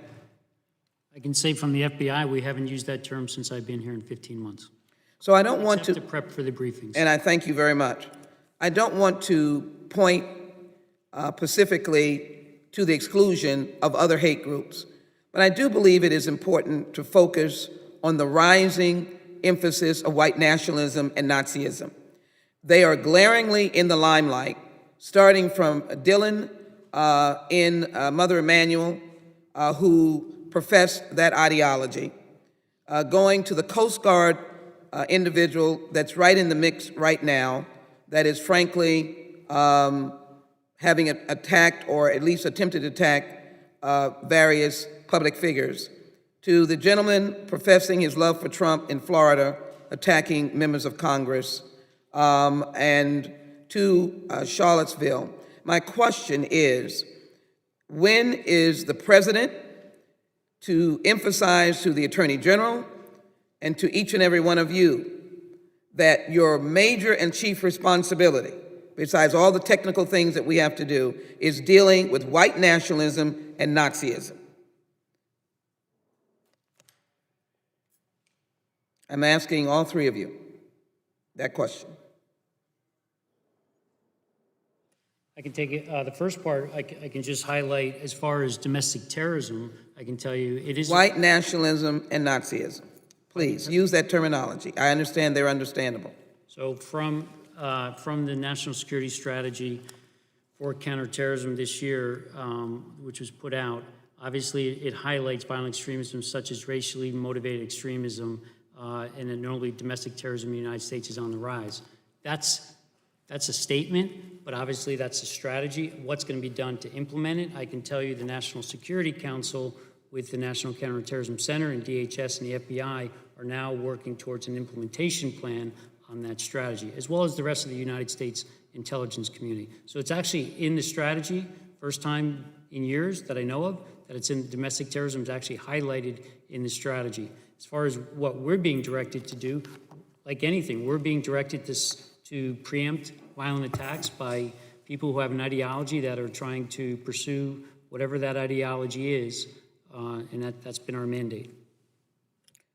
May I just make an inquiry to you, Mr. Chairman, because the other gentlemen were not able to answer. I'd like to have their answers in writing if I'm not able to hear it at this point. But I would ask the committee if we could to secure a specific request. I know that Mr. Garrity have great respect for all of them.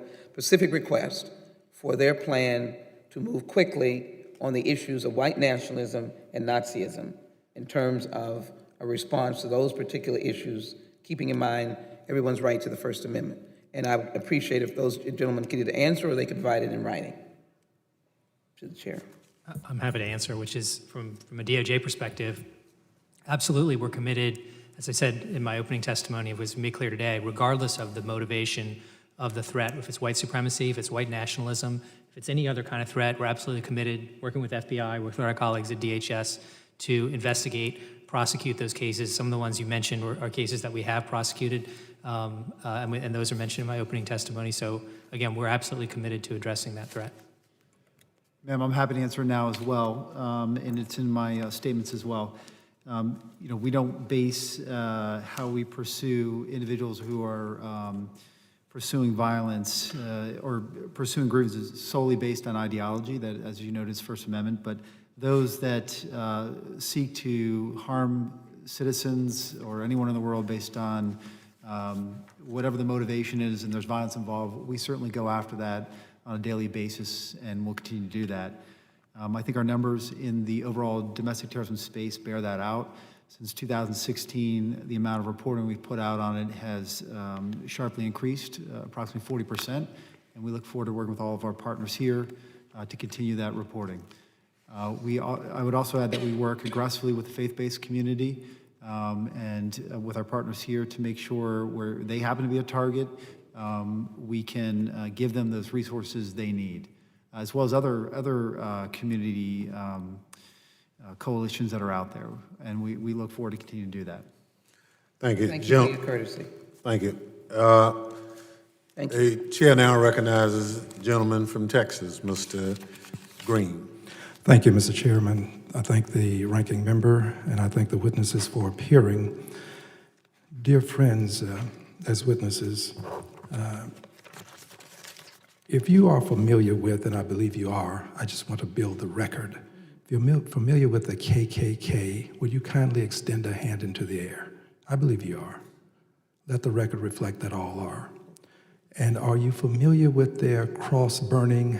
They call it cross lighting. If you're familiar with them, I'm sure that you know that they do. Would you kindly raise a hand? All hands are in the air for the record. And is it true that, they use this as a means of symbolizing their faith? They claim to be Christians, the members of the Klan. And in burning or lighting the cross, they are exemplifying their faith. I believe as persons familiar with the Klan doing the kind of work that you do, you probably know this too, but let me just ask you to raise your hands if you know this. Raise your hands, please. Okay, all hands. Now, have we ever have you any information wherein it has been widely said that when a Klansman commits an act of terrorism, that this was Christian terrorism? Has that ever been widely used, Christian terrorism? If the answer is no, do not raise a hand. No hands are up, so it has not been widely used. We do know that if persons of the Islamic faith commit an act of terrorism, there's a commonly used term,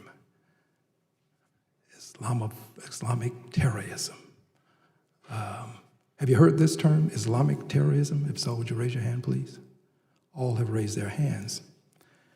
I'm putting you through this exercise because it seems to me that there's a mindset that has to be dealt with.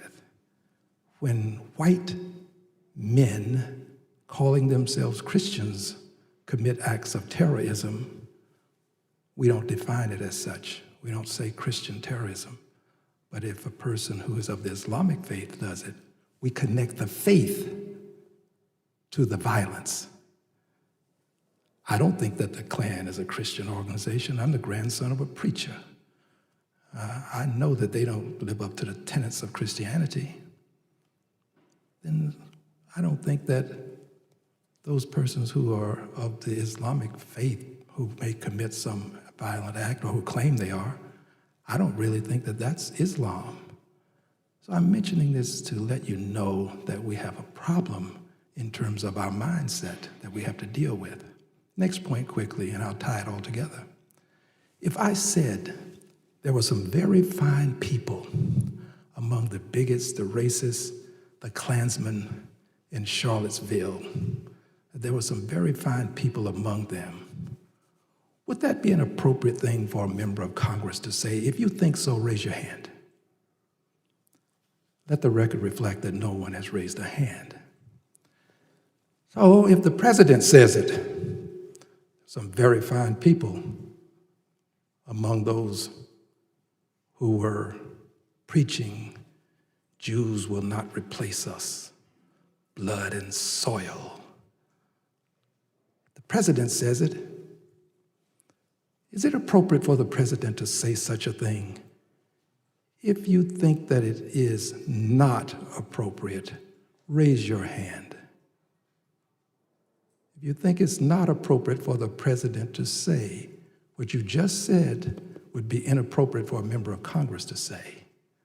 If you think it's not appropriate for the president to say there were some fine people among those folk in Charlottesville where a person lost her life, raise your hand. You think it's inappropriate for the president to say it? Raise your hand. Sir, if I may, at least from the DHS perspective, I think the way we look at it and the way we go after these... Excuse me, please. I greatly appreciate your perspective, but I'm limited on time. So you were quick. You had no problem saying that members of Congress should not use such language, but you refuse to acknowledge that the president should not use such language? If I could just jump in. Yes, quickly, please. I would say for me personally, it's just not up my place as a career government official to comment on what either members of Congress or the president Well, you already choose did. to say. But too late now, see. Okay, well. You already did. You already said that it's inappropriate for members of Congress. But when it gets to the president. I don't think I commented one way or the other. But No, you did. You're on the record. Okay. You raised your hand. You're on the record. Here's the point. We who hold public trust have to have the same standard for everyone. Same standard for the KKK that we have for persons who claim to be of the Islamic faith. Same standard for, and they are not, same standard for the president that we have for members of Congress. If you can't uphold the same standard, you're doing your country a disservice, my friends. I yield back the balance of my time. Thank you very much. Let me thank the witnesses for their valuable testimony today. I'd like a couple of items inserted in the record. One is a compendium of letters from 2011 to 2018 asking for hearings before this committee on domestic terrorism, just for the record. Mr. Garrity, we've been made aware that on March 19th, a number of civil rights groups, NAACP, Leadership Conference, a number have requested a meeting with the FBI director. And some, well, up until this day, the letter has not even been acknowledged. And I think part of their interest is around this whole effort of domestic terrorism. And we want to instill confidence in all our law enforcement people, but we also recognize the fact that organizations who are interested in this issue should not be ignored.